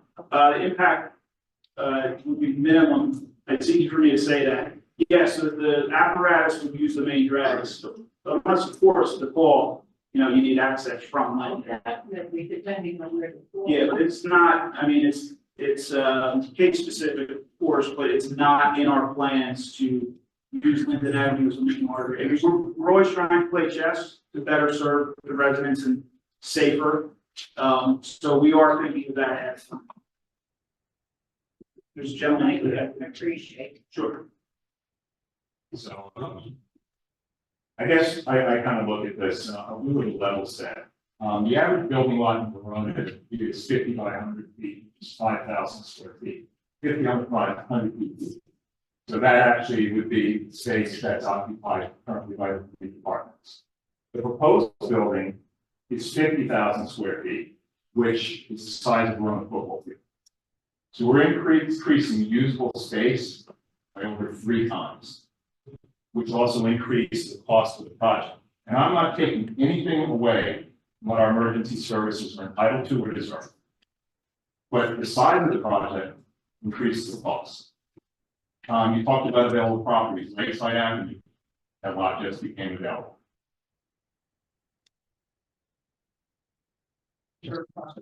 Sure, property. That property is purchased by the township, for a parking lot. We, could service the downtown, it will have 150 parking spaces. They'll be metered, which is revenue to the town, so there's future revenue. It will also have electric charging stations, which the citizens have called, repeatedly for more electric charging stations in the town for their vehicles. And the return on investment, and we'll have a grant pending for $1 million. That project, we paid 1.6. Somewhere in the area of 50 million. I've also asked that we looked at all properties. If I put one building on that property, we said, and I come up from there, and literally we put that building on the property, but there's no parks. But the need of a business district, or downtown business district, the demand from the Chamber of Commerce was we need more parking to support our businesses. So the intention of the township in buying that is for a parking lot. It will be metered, but the overnight parking also permit parking for residents that need overnight parking. There's more cars at houses than there is space. So we're also providing overnight parking. The parking is more important than public service. Public services, the reason we're doing this, emergency services are the most important thing in this town right now. It's been put off for 40 years or more. The buildings are falling apart, and it is more cost effective. I think we've gone through this to build one building servicing the mall in one place. It's more efficient. It is cost efficient than building one building free. And literally putting this off for another 20 years, which you couldn't, because probably one building would probably fall. Probably not going to get the prices for buildings going out to continuously go back. So the emergency services are important. Everyone goes to sleep at night, knowing that police are out there, fire will respond. Everybody is very comfortable knowing all of these individuals should respond 24 hours a day, 7 days a week, holidays, it doesn't matter to them, they're going to respond. They're working on facilities that are falling apart. And I'm not, I Helping. say, I have a question. But your pricing is based on a 50,000 square foot building, where where if it's smaller, and you put possibly the police department on Lakeside, and you combine the fire and the ambulance on top of it, have you researched those costs? Well, You know, Have you researched those? Frank went through those costs, it's pretty simple, you got the two buildings costs, and we could do that, but why would we sacrifice the downtown business? For public service. Public Public service. services. You also have space here, Firehouse One, which is duplicated on Compton Avenue. So again, No, we don't have space in this firehouse at all. you have to say, We looked at that, we can't put more fire into that building, this building. you have this space, you have the annex behind. We'll be happy to give you the cost of the building, whichever two you think should be up on this, you know, collect the, we won't fit. That's the other problem, it does not fit. It doesn't fit in this current 50,000 for the form. We need triple the useful space that we have, The lakeside, period. The presentation is, we're going from 50 to short. we can't increase the footprint at lakeside. What he's saying is the combined square footage today is 15,000 square feet. You're looking at 3.7x. Just up police department only is 5x the current footprint. What he is asking, which is probably the same question other people have, is do we need all of that space? Right, do we need Right. all the space for that? The answer from the emergency services is yes. All of those spaces in back were actually. They were reduced, but that was a man. We're building a football space. Football, We're building what they need. a football. We're building. Going from 15,000 to 50,000, not including parking. We're building what they need. I don't know if I answered that question. What about the taxpayers' needs? I know. Yes. I'm sick of paying taxes. I'm retired now, but I was a construction manager for some. Was a regional facility manager for Olive Garden. And I was a senior project manager for the country. So I have a little bit of understanding of numbers and construction. One thing that hasn't been brought up here is the maintenance costs now for an additional 40,000 square feet. That's going to increase our budget every year. That wasn't in the numbers. You got to maintain the building, and it's got 11 bathrooms, which I don't understand. Okay. And again, I'm not questioning, again, this is definitely needed. My concern is that when you put a plan together like this, if there's not somebody sitting in that room that's talking about budget, everybody just goes, I want this, I want this, I want this, okay? So when I look at that plan, and I see things that concern me, one, I don't understand why there is more space, common space, that we currently use for all three of the current square foot of shared space. I'll let Frank So when answer you that. look at the numbers that you're talking about, of building a building where everything is in one building, it's because you're supposed to not have as many shared spaces, because you're all in one space, right? You're supposed to all use it together, right? But this is 15,000 square feet of space that we're saying shared. Okay, before we even get into the 4 times the amount of space, the police department, double for the emergency services, and almost double for the fire department. The other thing is about a cost for those services, right? So you combine them, right? And you should have a savings, but that's only in a commercial building, not in a shed building. A firehouse and an emergency building are big open spaces. They don't have the same cost effectiveness that you have by putting everything in if it's all one big also. Okay, those numbers don't work. Okay, so a shed building of that size maybe would cost $2 million. So you got 2 of those, that's $4 million. Now you've got a police department. Two, you don't have to come on and you look, almost everything you have in the emergency department and the fire department are duplicated. Why are they duplicated? And I wish. The only thing that's shared is the kitchen. I appreciate what you're saying. I do appreciate what you're saying in terms of that, but you talked, I think your numbers are wrong, 15,000 that we talked about. There's only 8,000 square feet of shared building service. There's common There's common square footages, there's corridor and mechanical units and mechanical spaces that are there. What you're missing is that the reason that the police department and we work with the rescue squad and the fire department are operating at 15,000 square feet is because they don't have the program spaces they need. They're not even approved. The police department has at least 6 variances from the Department of Corrections because they don't have the spaces you need. We're adding spaces, so Doubling would be nice, Well, tripling would be good, quadrupling. it's easy And to I'm not say. saying, I looked at the police plan was pretty good. It's The emergency and the fire, you're sharing the same, you look, you could take the same plan, go boom, boom, and put it in another place. Other than the kitchen, they're the same exact footprint, with the same services. You're not sharing anything there. And I appreciate your, The other thing is you've got a workout room, right? That could be anywhere. It could be in the.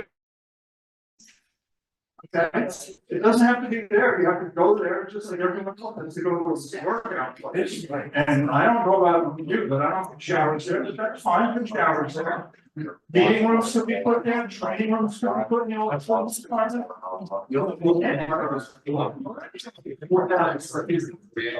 I appreciate what you're saying. Where are the numbers for the maintenance for the 40,000? That's something that the township's working. Oh, well, let's look up at your presentation.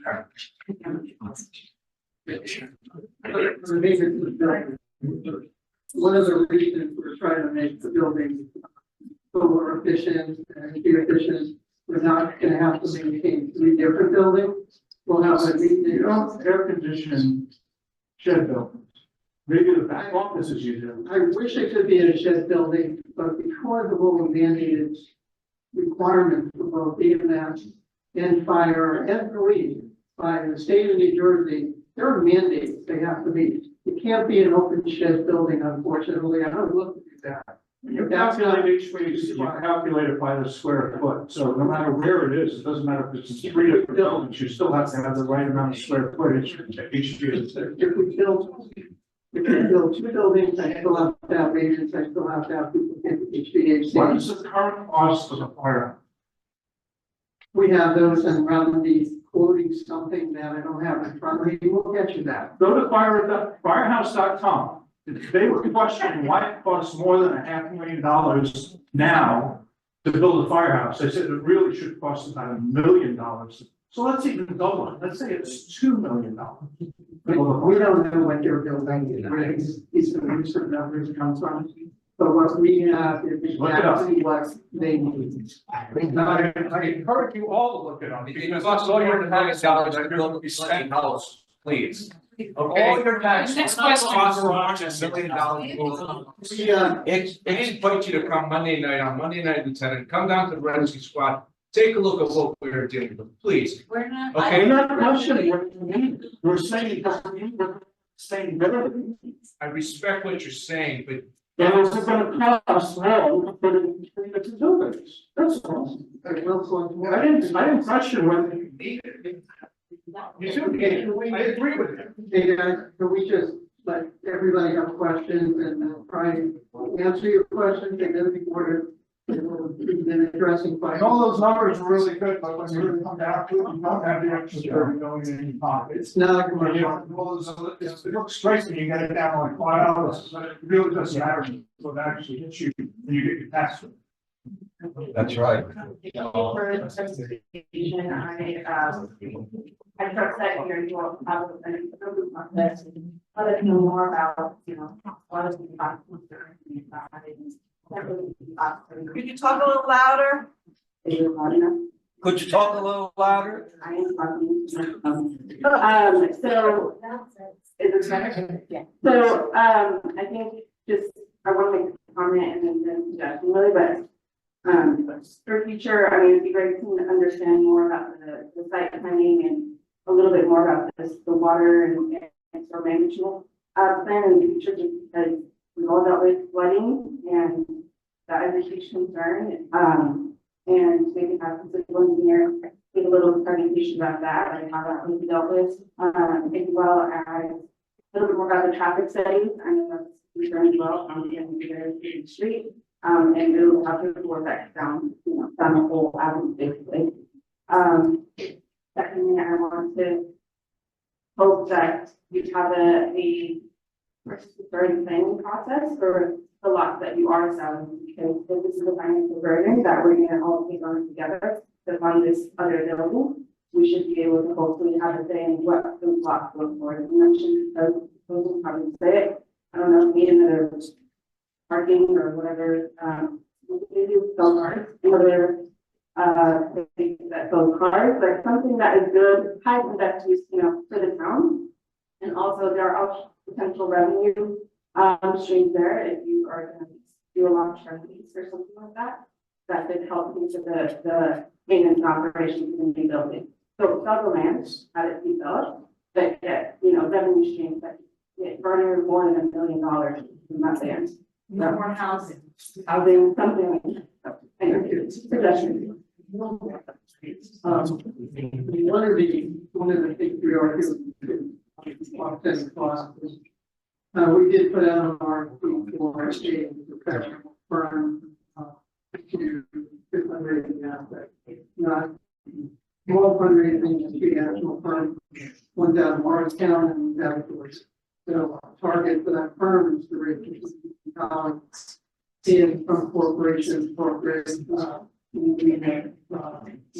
buildings, and it's very nice. The first thing to do is tomorrow.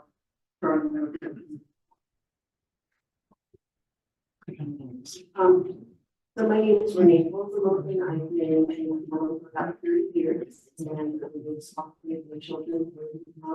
And I do want to start by thanking the first responders, the law enforcement, the fire department. I think everybody here sees the need, strong need. It's really terrible to think of you in those facilities that are subpar. At the same time, I live about 3 blocks away from the people. And for me, it's about the quality of life. We have a community of small children, families, senior citizens. We are all very concerned about the environmental impact even if it's over a course of a couple of years. That's a long time with toxins, dust, environmental problems.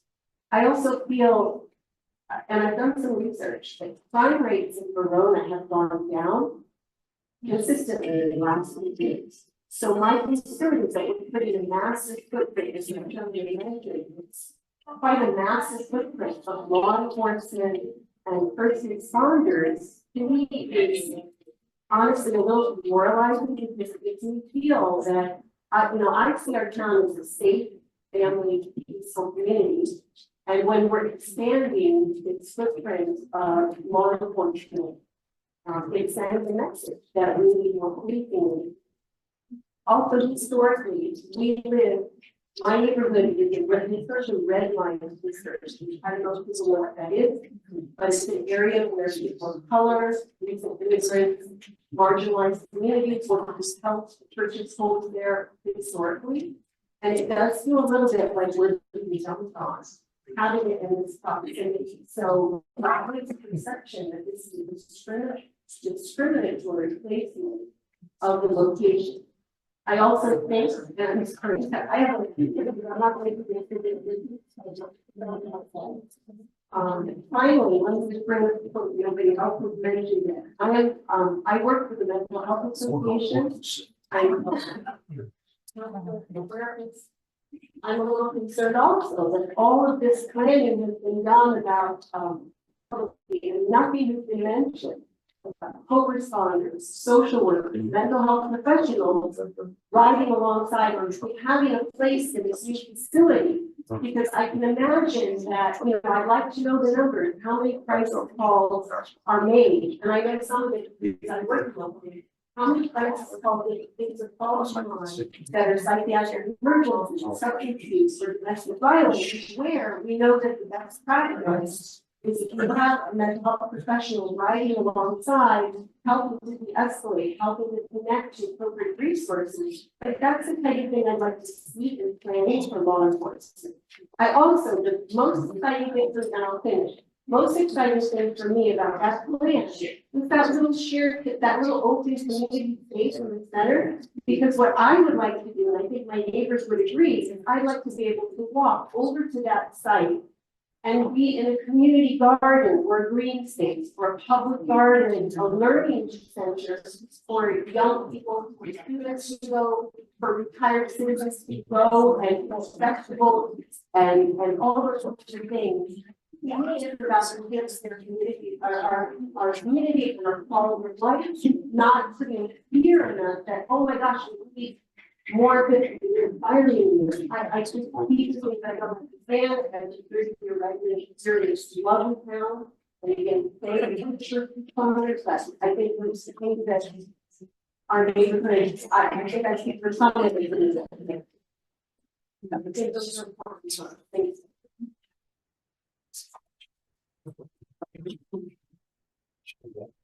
Thank you, I appreciate what you said. As far as crime numbers, I can tell you for certain that when I started, the average number of police calls were about 8,000. I remember when we broke 10,000 for the year.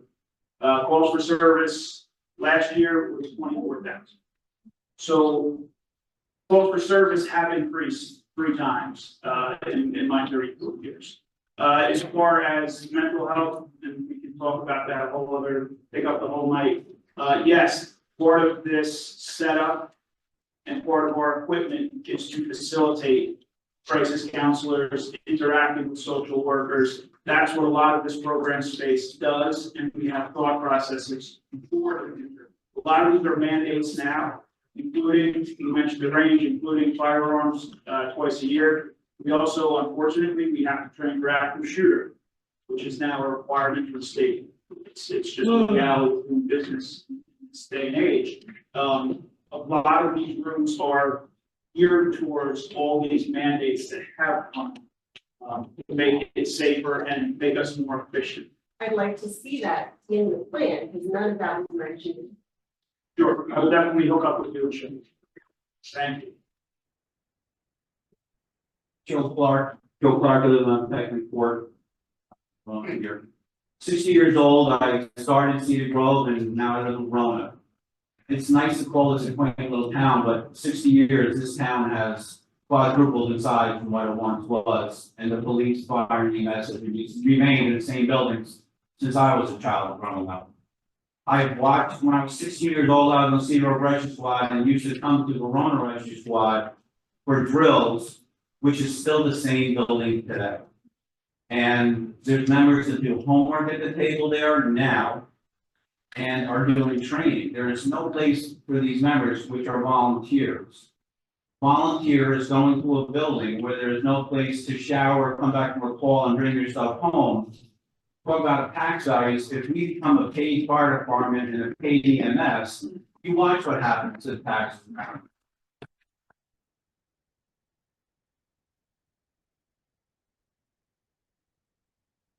Now, me, I'm a retired police chief in North Caldwell. I worked 28 years in North Caldwell.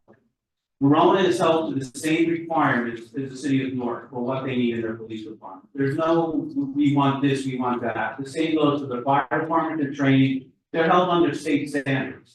The rescue squad, EMT, the training that is involved is insane that these members put in here. And we're thankful that we still have a town that has volunteers over. We're talking about putting them into a building where they can actually sit and maybe someone can do their homework while they're waiting for a call to come in.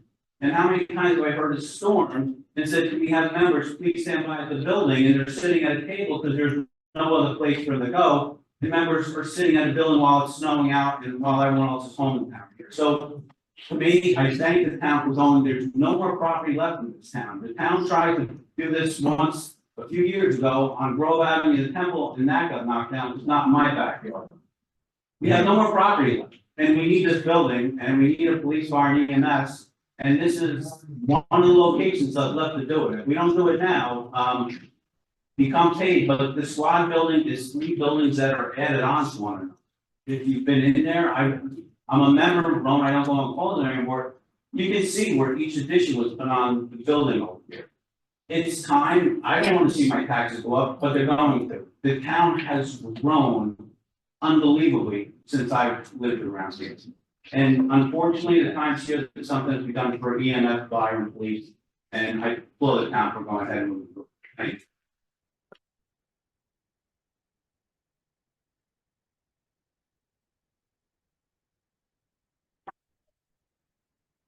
So we're gonna went over the topics and just that the first 12 months here.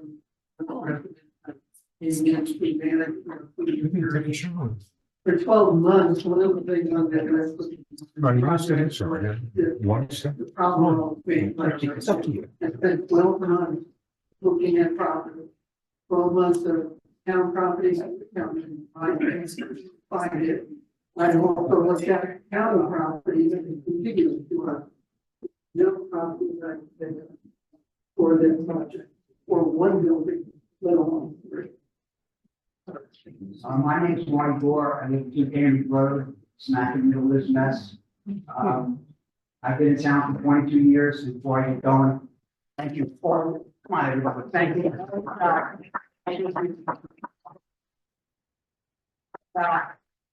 Depriving you guys of adequate facility. But I'd like to know how you can actually stand up there and tell me that my house is gonna be worth the same amount of money when this thing goes 2 blocks from my house. And I'm paying $28,000 a year in property taxes now.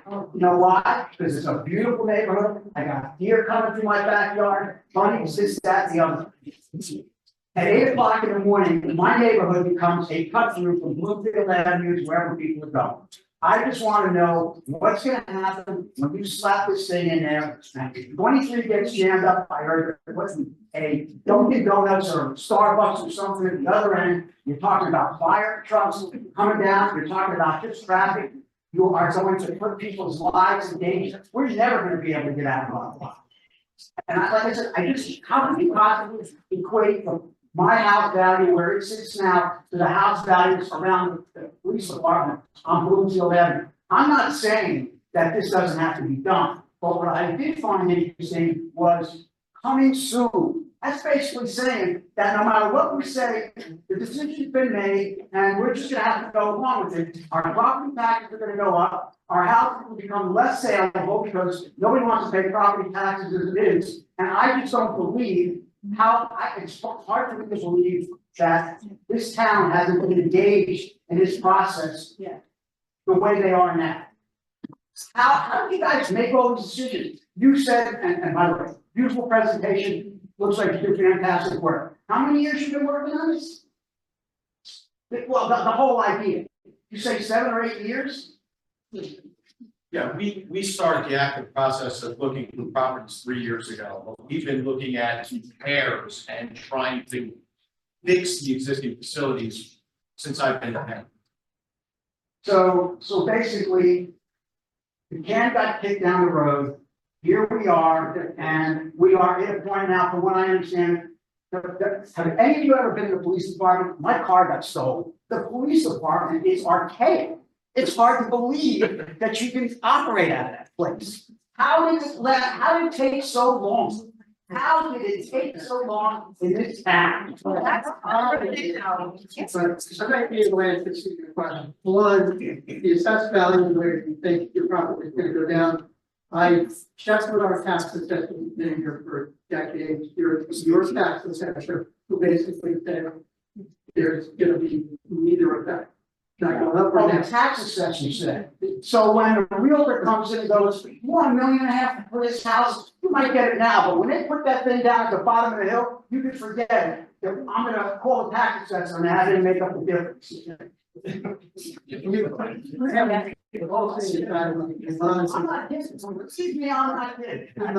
I'm 68 years old, I have no kids in this town, I have no problem paying my taxes, I love this town. But what you guys are gonna do is destroy my neighborhood. I didn't move there, we fought Kings Castle 20 years ago for this exact same reason. We didn't want traffic, we didn't want all that kind of stuff, and here we are going at it again. I'm sorry, I really believe that you all And I know the council is here, and shame on me for not getting involved in the last 22 years, because I cannot believe that I didn't know all this stuff was going on, and this town was falling apart the way it is. Shame on me, but I'm telling you now, I'd love to know how these people are going to, how they could possibly sit here and make all these decisions for all these people without any. There were 4 other community neighborhood meetings. Man, a couple of months ago, I'm talking about years. I wish you were addressing this 20 years ago, we may not. So do I. Today. But That was their job, not mine. fact is. I'll answer some of your questions. For years.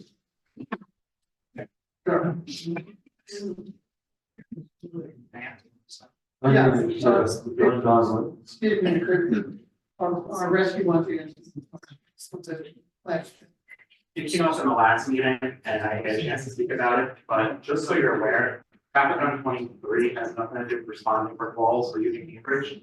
Because frankly, I think we have 82 people that live in that area and not on Cambridge, and we don't respond to it when people will come that way, because it's super inefficient for response times or light. And nor would the ambulance go back that way, because it also makes absolutely no sense for response times for light traffic.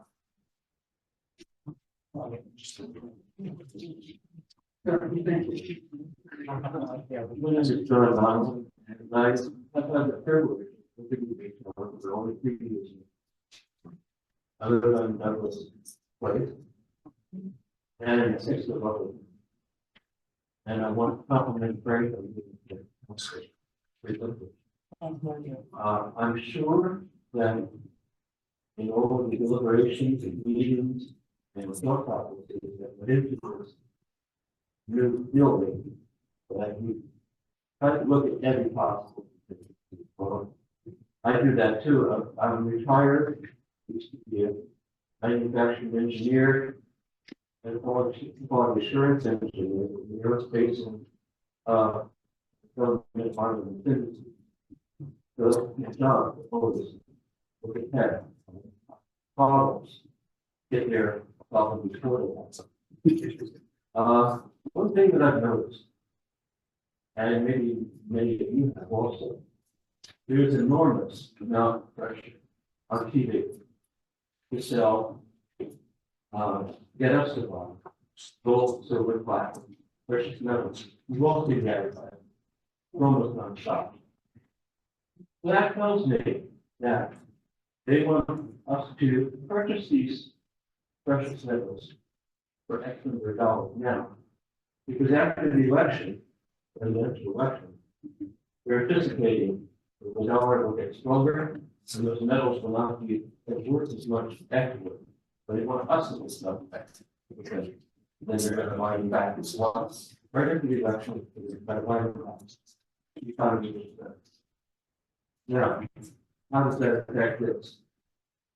You're talking about the possibility of selling existing properties, or fire stations, police facilities, whatever, and then purchasing this new property.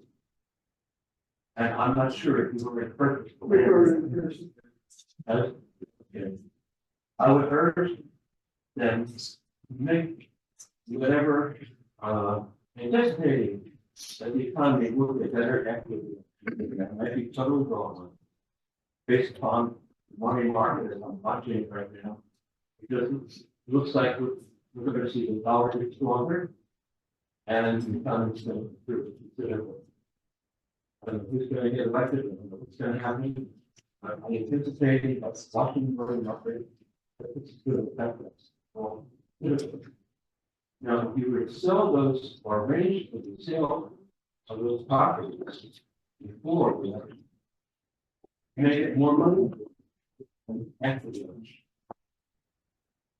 Which will be happy.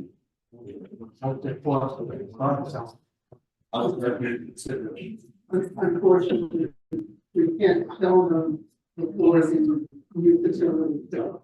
Because apparently they have to work out the two facilities until we go to the facility. I realize that, but there might be a way, and I don't know very much about real estate today, but there might be a way of pre-selling the properties with the understanding that the different departments will be able to continue to work in those facilities I'm thinking that would and in which case, possibly, you could bring in more money for this property now than after we do that. It's a pure speculation. It's something to consider. Thank you. There's a good reason. Thank you very much.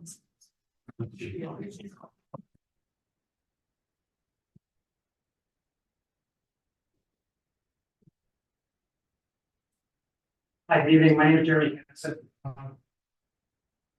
Currently on the planning board, but I'm here for some capacity to make that up front. So first thing I want to say also is that thank you for the presentation. Obviously, the long term coming.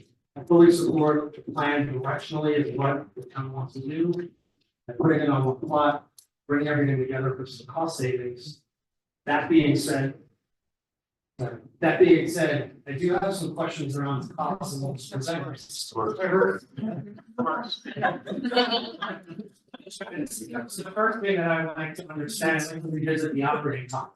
When somebody asks about the operating cost, we never got an answer. What are your projected annual operating costs? What is this from? We didn't get into the depth of the operating costs yet, based on the energy efficiency that we're going to be putting into the building. We know we have to put a maintenance personnel, including like janitor. Maybe What are the annual operating costs of electric, HVAC, maintenance? we don't have. We don't have. You've been doing this for 55 years, you don't have an estimate of what that operating cost would be? Just from a conceptual standpoint, the building's not designed. So the building is designed from concept, but the construction documents, mechanical part. The construction equipment is not designed yet, none of that's designed. You've done a project of this scale, of course, can you estimate how much it costs to operate a building of this scale? Take someone with your past Good. experience. So can you give me that number? not tonight. Why? When you do that, when you do that. Couldn't give it to you on the spot. Well, Okay, because we haven't designed. But that doesn't make any sense, like, you can tell me directionally that like this building is gonna cost $1 million based on your concerns, the current per square foot cost. So Also, why can't you tell me from the operating? So are you saying something? so the $50 million was an estimate that was calculated based upon criteria. It wasn't an off the cuff answer. I can certainly provide that answer for you on operational costs through discussions with the town, size of the building, the equipment. Okay, But we can't do it. okay, fine, let's move on to the presentation. So I have real trouble squaring a lot of financials in here with how it makes our budget fiscally respond. So for example, if you were just to bond $30 million, that takes us to 8% of our debt. If you need to bond all 50 million, that takes us dangerously close to the cap. Okay, well, I can answer that before you finish. One of the meetings I had is with the Essex County Improvement Authority, the ECIA. We're not using the township fund, we're using the ECIA funding, their AAA rating. And because of the size of the projects and what they bond, they get rates that's close to the 4%. So as of today, it was 6.2%, so it's not through your bond. But who's the ultimate envelope? Well, we're obligated for a bond funding to them. It doesn't impact on you. We're paying the debt service. So, correct? Excuse me? We're gonna pay the debt service on that, annual debt Yeah, service. we have to pay it through the ECI. Okay, so if we take the debt That's not service, your. so if we take the debt service, which at the current interest rate, at a minimum of $30 million, over $1 million a year, it's $50 million a year. So, okay. Then you have to add on top of that, what the operating costs are that we don't know what they are. And then if you scale up currently what our current operating expenses are, as well as the municipal levy, I don't see how you stay under the 2% annual cap, even with the cap averages. We're not bonding here through the township. But we still have to pay that in, in. so we're in the, it does, So where's the debt service paid? and it's not 50 million, it'll be 30, because we're gonna raise. No, well, you don't know that for a fact. You don't know that for a fact. What about all the responsibility for Blackcar? What about all the revenue we're supposed to get from the fields? Offset. I wasn't here, but what was I can address to you, the projects that I'm here for. So you're guaranteeing you're gonna give us $20 million. Guaranteeing that? Yeah, when you resign if you don't get jobs.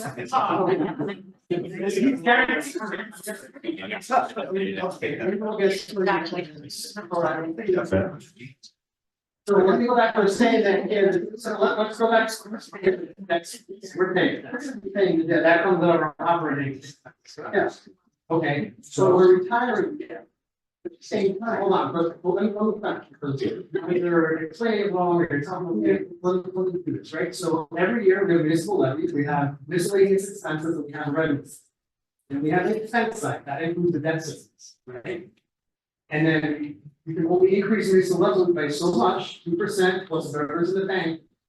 So now you're saying to the expense side, we're gonna have a very large debt service. Yes, you agree with that? Over $1 million a year in debt service? So did you hear that we're retiring? We're retiring, yeah, okay. 3.75% of $30 million, over $1 million a year in interest. Can we agree on that? So my CFO is here, and she's cringing because I'm maybe not explaining it right. But let me answer your question about for the time off here. Projects that I put out is since I've been here. Winter road projects that were estimated at X, and we got a state grant from the DOT, and we just put a grant in. That project went out to bid, came to be under what the engineers estimates were. And the pricing went so well, we had to send money back to the DOT because we didn't use. So I appreciate 7-year playground. And $40 million offset based on congressional appropriation. Are you making even money? I mean, it's wild that you're making your. Well, wild is probably should give the public what we actually got, if I got it. And I appreciate. You're right, our offset is very aggressive. Yes, I mean, my profession, if I made a guarantee to return someone 20%, I mean, I say fine. You're just, it's incomprehensible. You can guarantee that. I'm not accepting anything less from the company that I'm interviewing. Less than our target amount that we want. And obviously, they're gonna work hard because they get a percentage of $10 million mark and a $20 million mark. I mean, again, we agree to disagree, we're also still stuck swearing that this is how we do this without the local business. When I hit that $20 million mark, it's the company, we didn't buy these bonds. I'm happy to buy this company now. No, I don't think it's we're on the same page. I'm happy about it. I just want to address your 2% cap issue. Hi, everybody, Jen Scour, your tax collector and CFO. So the 2% cap is only on certain operational items in the budget. There are things outside of the cap, which is your debt. Your debt is outside the cap and not subject to the limit. Okay, so we take on all this additional debt service, we're still responsible for that. Yes, you're still responsible for it, yes, and we're gonna be paying back the ECIA. But it's still gonna come over our properties. Correct, yes. So they make a lot more than 2%. Your property taxes may go up more than 2%. And they don't have to go through referendum to do that. Because they're not making this. I'm being told no. Oh. Okay. All right. No, that's sorry. I said this disagree with how this is gonna get done without substantially raising our taxes. The gentleman, the architect was saying we're gonna have a savings. I spent 2 hours modeling this out. I don't see how. So our debt does fall off in 2026, falls off in 2028. Our current debt in 2024 is 3.8 million. 2026, it drops to 2.3 million, then to 2.2 million, then 1.58 million in 2028. In 2034, it drops to 377,400. And according to your presentation from October, we have about $2.5 million of capital problems. $2 million which are. So it's not the same. So I mean, I still don't think that this is super responsible. Is this debt gonna have to be refinanced though, is the question? So the debt that's rolling off, Yeah. is this gonna have to be refinanced because of the projects that they were with, so on and so forth, or no? No, it's not gonna be. They're not, it's not gonna be refinanced. It's That just amount. gonna keep rolling off at this point. No, these are permanently financed bonds that is included in your existing debt. Okay, I mean, that's it, thank you for sharing. Hi, everybody, Donna Frankenstein, more of a question and request. First of all, thank you for the presentation, it's very thorough. I'm not sure if there's something in. My piggybacking on the gentleman in terms of putting this project out to bid. I've been here a little over 20 years. The last big project that went out to bid was up to Freedom Fields, which is a complete disaster. So I would love to know who's in charge of that vetting process, and so I would suggest you do your due diligence in vetting the contractors responsible for putting our $51 million to work for our town and our emergency services. Because Freedom was not sure if you're responsible for that or whoever is, but last, and like me living here, that was the last project that went fell down. And it's a disaster on a day-to-day basis on any time to feel like that. So I would just like to know who's responsible for that bid process, if the same people that are responsible for that, and what kind of vetting you're going to have. Who diligence load on. Make sure they have that experience, they're doing it, not just from handy work that, let's just stop bidding it. I like to hear this. I've been a city manager for 57 years in 6 different locations. And moving the last. The teams that put together in Verona, all of the projects we're working. I brought in different teams that working on projects. Your PFAS wells, and of course, the engineering firm specializing in that. Your road projects, we've done the studies now, the conditions of the road are and how they should be done. Bid packages with what we've done in the past. The playground that was sitting for 7 years here is without the bid, by spending the grants in the voting. There is a team vetting what when it goes out to bid and they got penalty clause with the contract.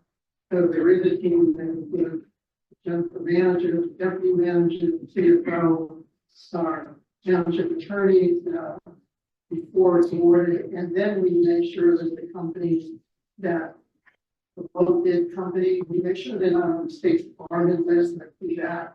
Those are the things that should be put in place. So you don't have to chat if you get see on Facebook. I never want that on my list. And that's the team in the public if you're. This is your town administration. Those who don't know me, my name is Kevin Ryan. I have served on the Verona Town Council for 11 years, was the mayor for 4 out of those. And to answer this lady's question, I was the only one back in 2013 who voted no on the bond ordinance to fund the wonderful sports complex that they have up there in press boxes that are needed for 10, 11-year-olds. A playground that was put up there, which is maybe used 2 or 3 days out of the year, and yet the playground down here, which would have been used more, fell into total disrepair. And the parking lot up there. And the parking lot. And to answer this gentleman's question, you know, and everything that Mr. Cineo said tonight was accurate about the town's need to address these facilities. I was trying out small paperwork the other day, and I came across a 2016 report before the chief was the chief, where we had an outside consultant come in, as you may remember this, and analyze the police department, and they had a very good report until we got to the facility. So, you know, and then it was done. One thing that I will question about the strategy, I've been to 3 of these meetings now. This is the first time that numbers were actually discussed. So you've made your point. Everybody, you guys have horrible facilities. That's not the issue here. You need to be treated better. But the issue is simply at what cost. And that's basically what we're down to here.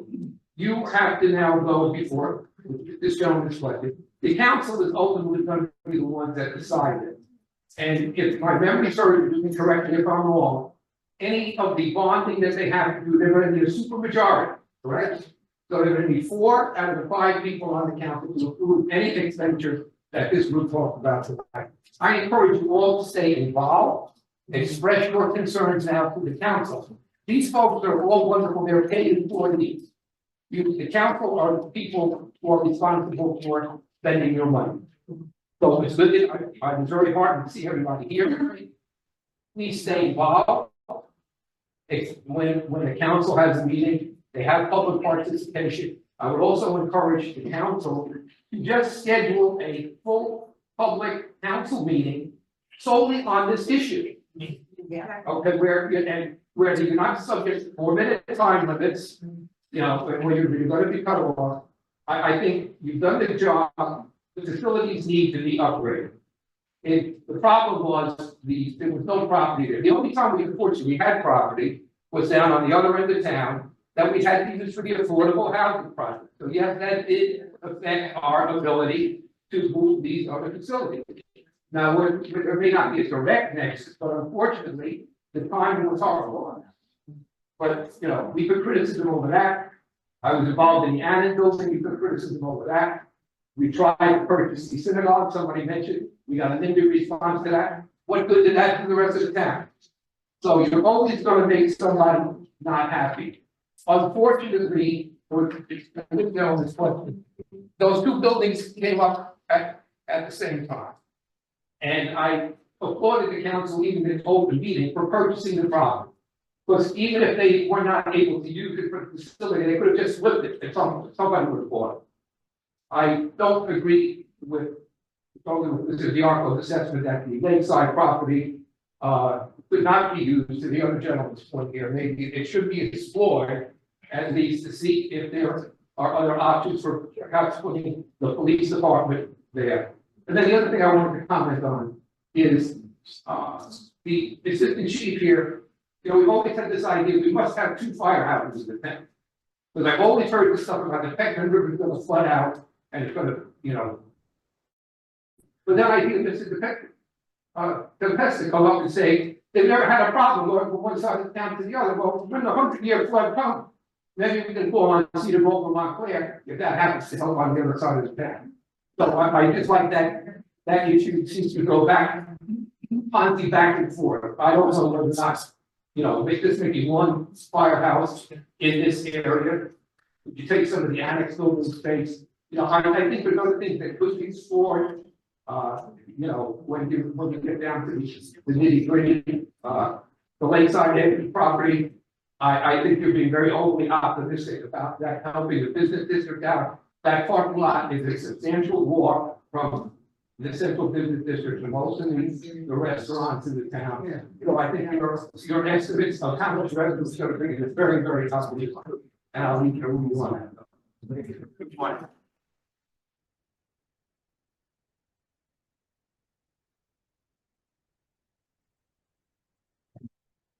Good evening, Al the old, been a resident for over 50 years in this town. I've seen the can get kicked down the road for these departments, and I'm tired of seeing that. We've got a great opportunity. What would it cost us if we had to pay the volunteers in this town? It would just raise our taxes slow, probably almost a third more than what they are now. All I can say is this is a great opportunity to provide adequate facilities where people have, and you saw at the beginning of the presentation how inadequate everything is. It's about time that we did something, and I live in a great town, and I want it to stay a great town. Thank you.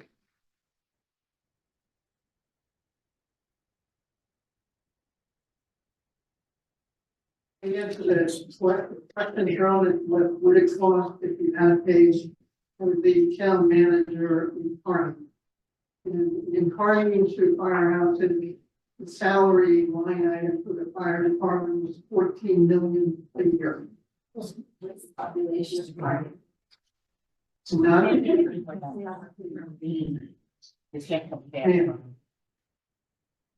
evening. First and foremost, this is not about you guys. I think it is long overdue. I'm an account executive for an education company, and I've spent, over 30 years in education. And I've attended a lot of board of ed meetings. And typically around April, May, you get those final budgets. And Verona does this. I've looked at what they've done. They compare per student costs versus comparable to towns that are similar in size to us. There's no doubt that new facilities are needed. What I'm struggling with is let's ignore, but not necessarily ignore what we have. But how does this compare to other towns that are comparable in size? That are just not square footage in size, but also with the number of residents. And the second thing is maybe I'm looking at the plan not accurately when the picture on the brochure. But is there only one entrance? Because if this is an emergency facility that is housing police, rescue squad, and fire, one entrance and exit seems pretty dangerous, especially if there is an event that requires all three services. Thank you all for your time.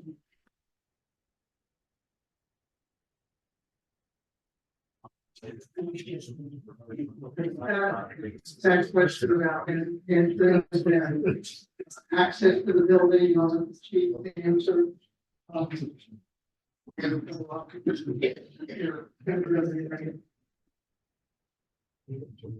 I listened to them. But there's several egresses by the parking lots, and usually all the garage doors have fobs, so you just like the fob and open the garage door. We have it on one of our bays. Police station, we have it all three. The old station 2 doesn't, it's just parking. But yeah, so we can open the garage doors, get in the truck. What if there's an accident on 23 there that blocks that's the only entrance? I think that's what she's talking about, an entrance and exit, there's an accident right there. What's that?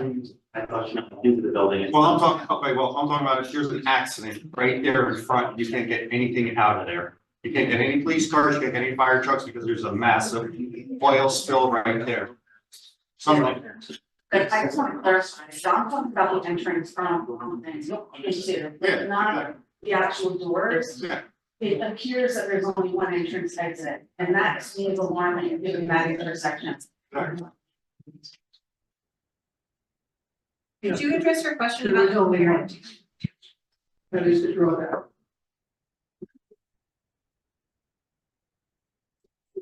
Could you answer her question about the comparative towns? Is there any data on that, like how our facility compares to similar size? Does that data exist or could it No, exist? we haven't done that. Comparable towns, do they have, they usually have separate fire. We'll get that info. All of the meetings we've had, and Mr. Ryan, former Mayor Ryan, indicated that there would be, that 3 of the meetings, four gentlemen listened to 3 times. And this is the first meeting we've done analysis, because we were working on this. But we will look at that question. We would like to have answers from the public. That's why I've had so many meetings, so that we've got an array of questions. We've tried to answer all those questions.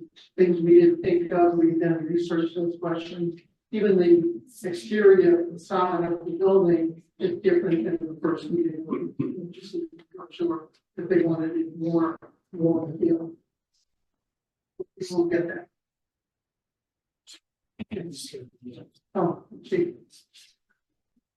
As far as comparable towns, as far as all 3 in the same facility, there's under 10 in the state. We contacted not only the Chiefs Association, but word of mouth for bigger towns that have directors. And it's right around 10 that have combined facilities. We're starting to see more of that for shared services and again, program space, but we'd be one of 10 in the state. As far as facilities for the police department, the surrounding towns, some have been renovated. We visited all over the state for renovations, what worked, what didn't work, what made things more efficient. The program space for the police department are either mandates or a best practice, and not a best practice of a want, but a best practice of How are you going to train? How are you going to be more efficient? That was the gist of every single meeting, and they were heated.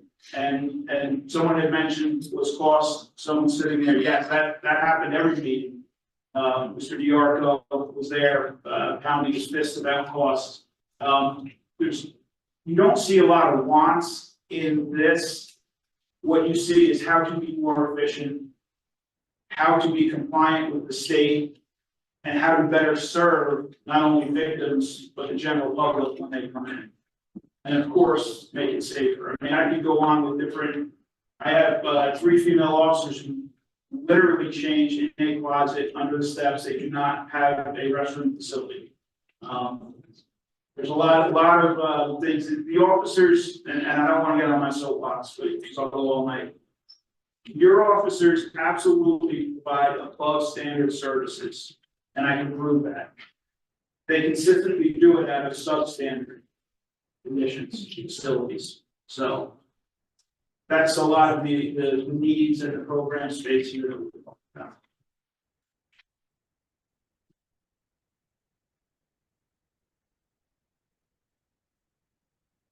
Basically, we're a lot ahead of the game. We commissioned our own study in 2019 because you look at any of the immediate neighboring facilities are built to like it's not even comparable. Most of them are 2 or 3 times bigger, you know, with enough space where if you have, for some reason, on a crutch, you can actually use the bathroom and not have to because there's nothing even remotely convenient.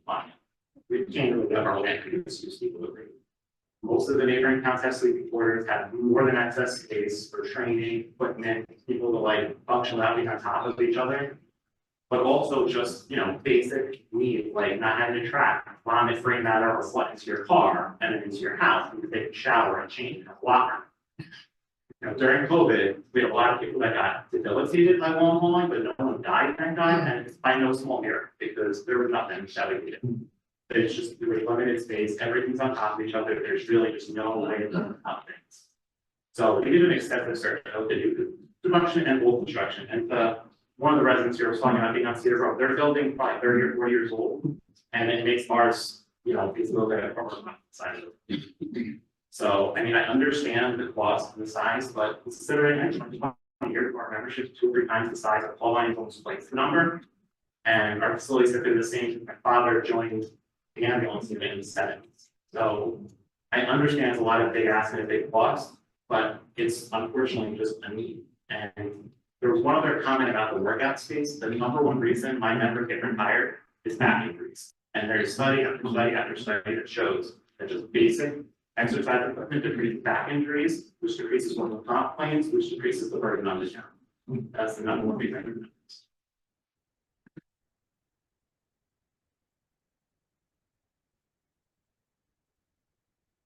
Space that was discussed by some people at the tonight.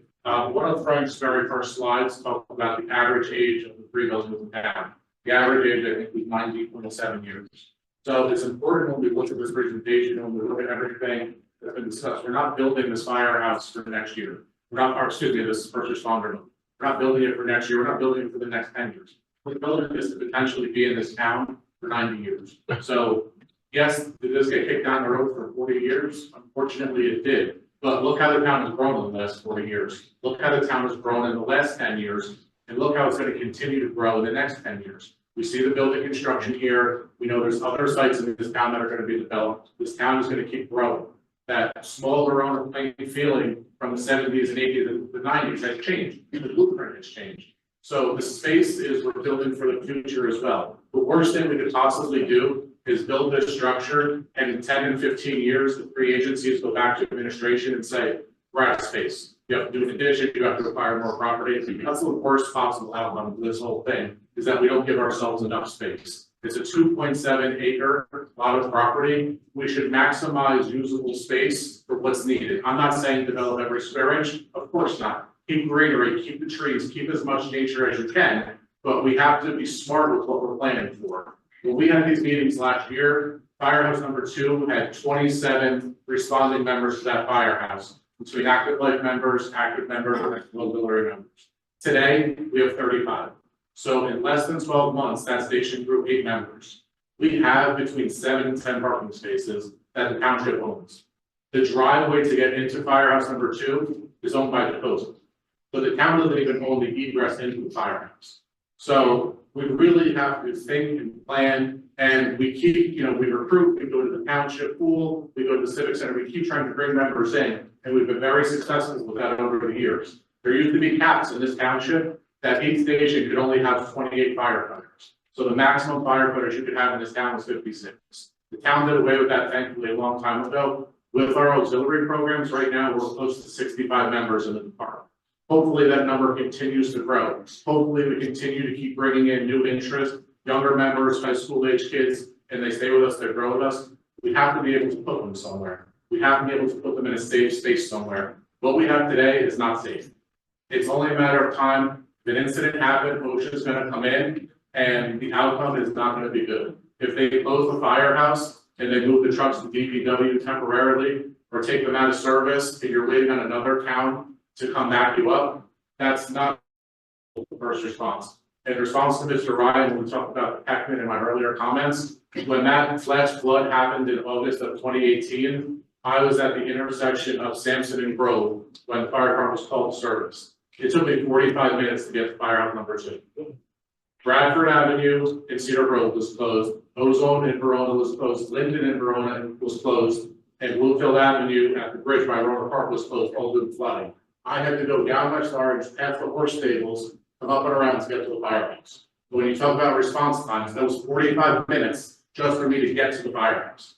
So things like that have to be taken into consideration.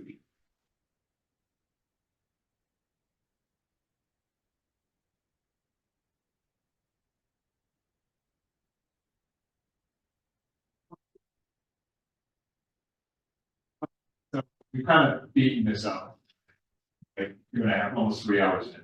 And this is the 4th time that I've said it's twice at the council meeting, twice slightly different. You have people with the resources in this town. We're all friends, we're all neighbors. And I don't know one person that's in this room that hasn't come up here tonight, not say that this is something we need. But you need to allow the people who want to help and put fingerprints on this and see if there are things that we can do to bring the costs down and work it out together. There's a story about Henry Kissinger. Someone bought him a piece of proposal. Carl told me, he goes, you can do better. Came back the second version. Looked at me, goes, okay, there's no, you can do better. Kissinger read the 3rd version. He didn't read it first. We can do better. As a community, as a town, we can do better together. Let us help. Okay. And I will take all the help I can get. And then at the last meeting, if there's any property in town that we haven't even thought of, which would include fire, the tax assessor, the management team that you have working for you. We looked at every piece of property that came up. So as I said in the last meeting, if you've got suggestions about property, great. Let us know, we'll look into it to see if it's feasible. If the concern about, and I use residents, on a number of projects, that we do, I have resident teams that come in to help. When I hired a ADA, specialized employee for the special needs children and recreation, I have a resident sit on the search committee to make sure we can. I accept your offer. Residents that you want to get to help raise additional money would be terrific. If you know of other properties, and there were gentlemen in one of our meetings said every field is heated property. I looked at it previously, it can only be used for recreation, and if you put anything else on it, it reverts back to the owner. Person didn't care, but I went back to the deeds and checked with the town attorney just to make sure I couldn't do that, and we couldn't do that. I'm looking at everything that comes in. I would love to have your help, and any other resident that could pitch in on this project would be more than welcome. So if you gather a group of residents, then we'll schedule a meeting with my office. I'm sorry. What do you think? Please. My name is Susan Barber, I've lived in town for 25 years. I am a professional fundraiser. And, so I just want to raise a concern that 20% of this budget is going to be fundraised. I was a little bit also concerned to hear that the fundraising consultant has not yet been hired. Because generally, when you're setting an income projection, fundraising, you've already looked at your audience of prospects and probable donors, and you made projections about how many people are going to give this amount, that amount, and the other. And that is sort of how you determine how much money you should raise. So I'm interested to know how you came up with $10 million fundraise. And also want to caution you that fundraising consulting firms don't go out there and ask. They depend on you to do the asking. So they're going to come up with a strategy, but they're not going to execute it. You're going to be one of them. Probably approaching it somewhat different than we have a local grant firm, which this will be completely different from what they do for us, and they've gotten a lot of grants. But the two firms we were talking to, first one, the was actually tomorrow. They will know the target. Not paying in advance. They do this nationally. So I will be meeting with them. And as I put a firm on, I'd be happy for you to give you your information, because I can be blowing your mind. I can at this level, what we're doing. It's not fundraising like the part of government and police and whatever, at a larger scale. And the maybe working to build will be some of those kind of things that people be funds. So I could use your honestly, if you have to have it. We volunteer part of the funding to the rescue squad, the voluntary fundraising company use their 501c3.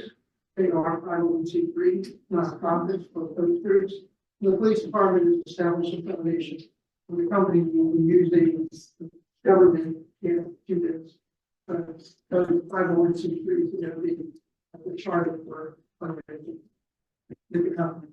So if you're giving your names, that's like I have to pull you for now. Thank you.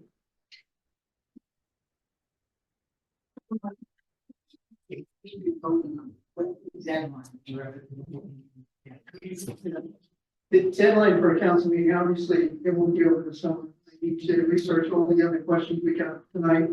Mr. Ryan pointed out we've had 3 meetings already. We get a lot from the public, and the staff go back to start researching the answers to those questions, and they end up with questions and answers.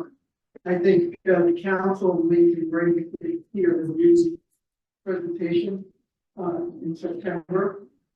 There will be public meetings. I already said I anticipate it could be a very long meeting, so maybe here instead of the council chambers that handle the work. But that's the next physical preview to governing body getting and having a meeting with the governing body for presentation. All of these questions that we want, never got answered. So all of the questions that we talk about, we have only answers for. And you see everything. So we're targeting for September.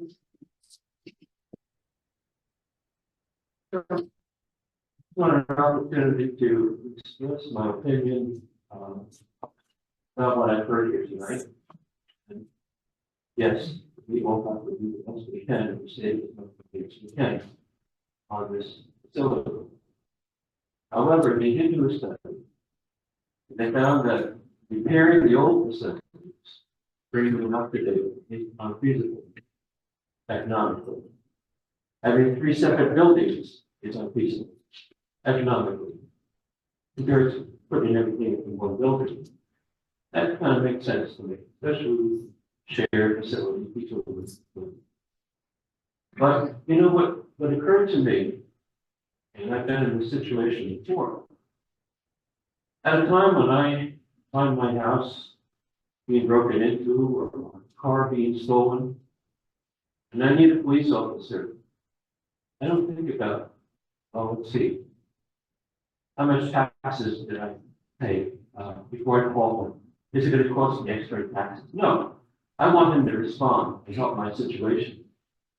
And if I have a medical emergency, and I've had a few this year, where I've had to call an ambulance, I don't think about, well, let's see, the AMS people, if I call them, they're gonna raise my taxes, no.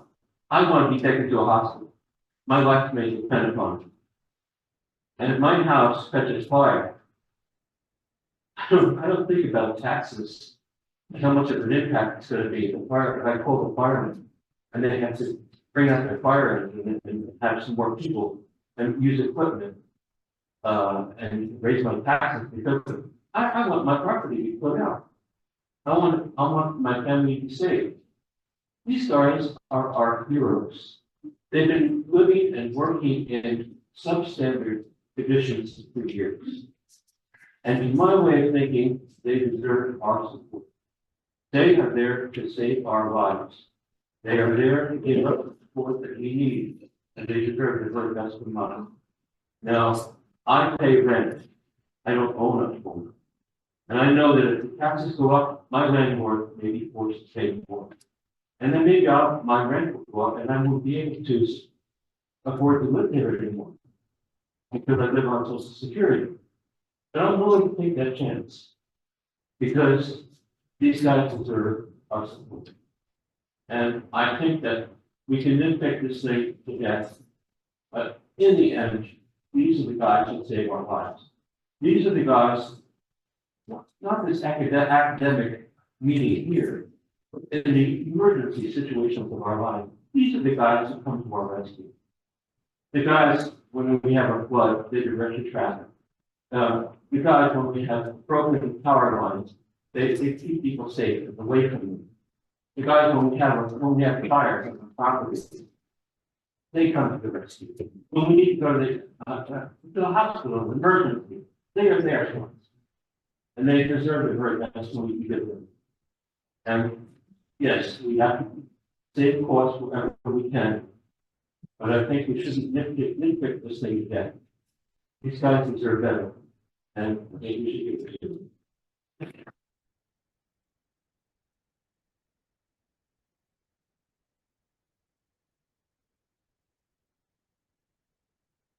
There's no more questions. I do want to thank everyone for coming out. I really do. Co-authors for help. Parts in here. Oh, man, I'm so sorry. Sorry, I have one question.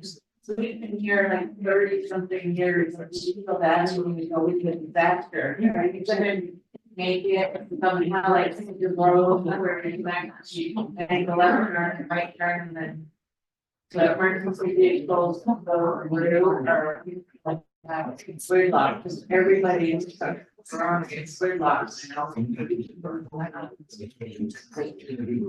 the, and you'll pull that.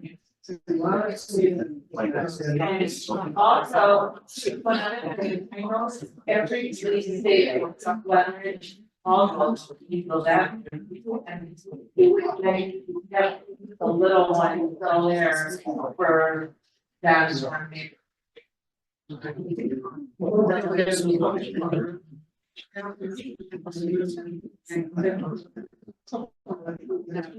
But it's not, yeah, there's another place, north side.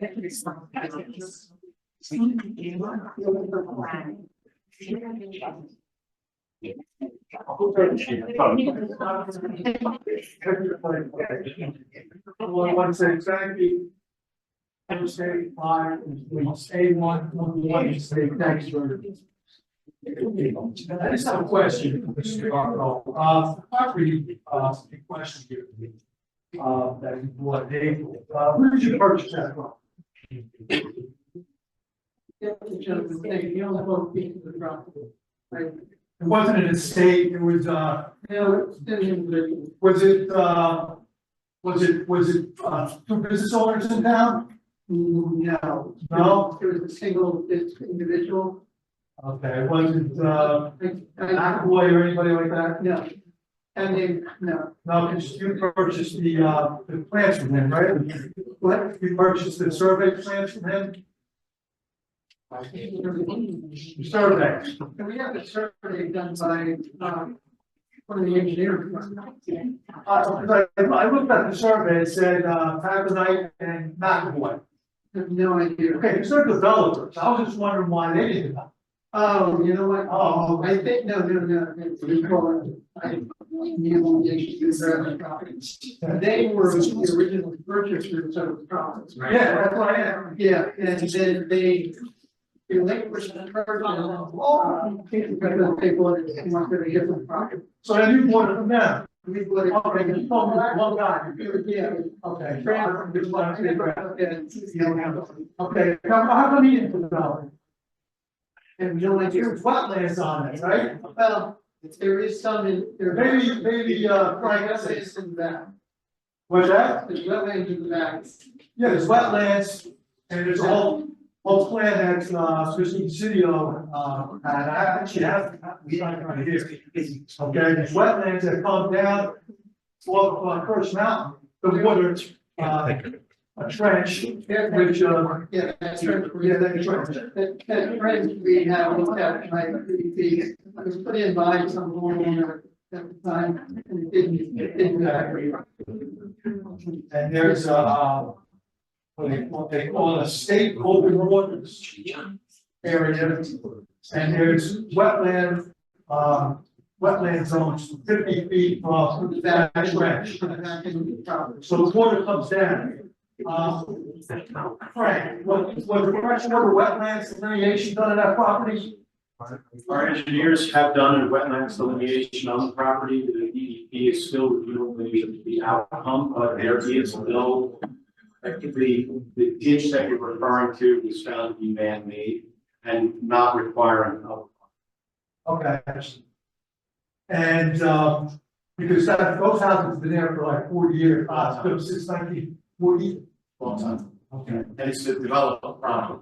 So the ditch that you're referring to is man-made, not in fact a wetland. Okay, so there must be a situation where Paganite Hathaway sold the property, due to heat and season without any profit because of wetlands.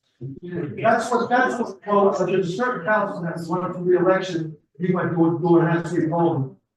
So I'm just wondering why all of a sudden the wetlands are gone. It's not the same one. They didn't do their homework. They didn't, okay, they didn't do it. I did mine. Because I've talked to you, I've talked to Kevin, and there's been a lot of fill work done upstream by my house to stop the water from going to that. And there was no permits, no certification from Hudson, Essex, Passaic Soil Conservation District, which should have been. Okay, there was no site plans, stormwater management plans, there was no, calculations of, drains that are up on that property, up on the north of that. Mr. York, I didn't know, I went to council meetings, Kevin, you know, I was just wondering how this is all happening. You know, on wetland property. And, you know, maybe this is not a good place for the police department because they even dry spot. You say one to say, I get my last. Thank you. I really thank you all for coming out tonight. I think the exchanges are very good. Brought up, we have that information.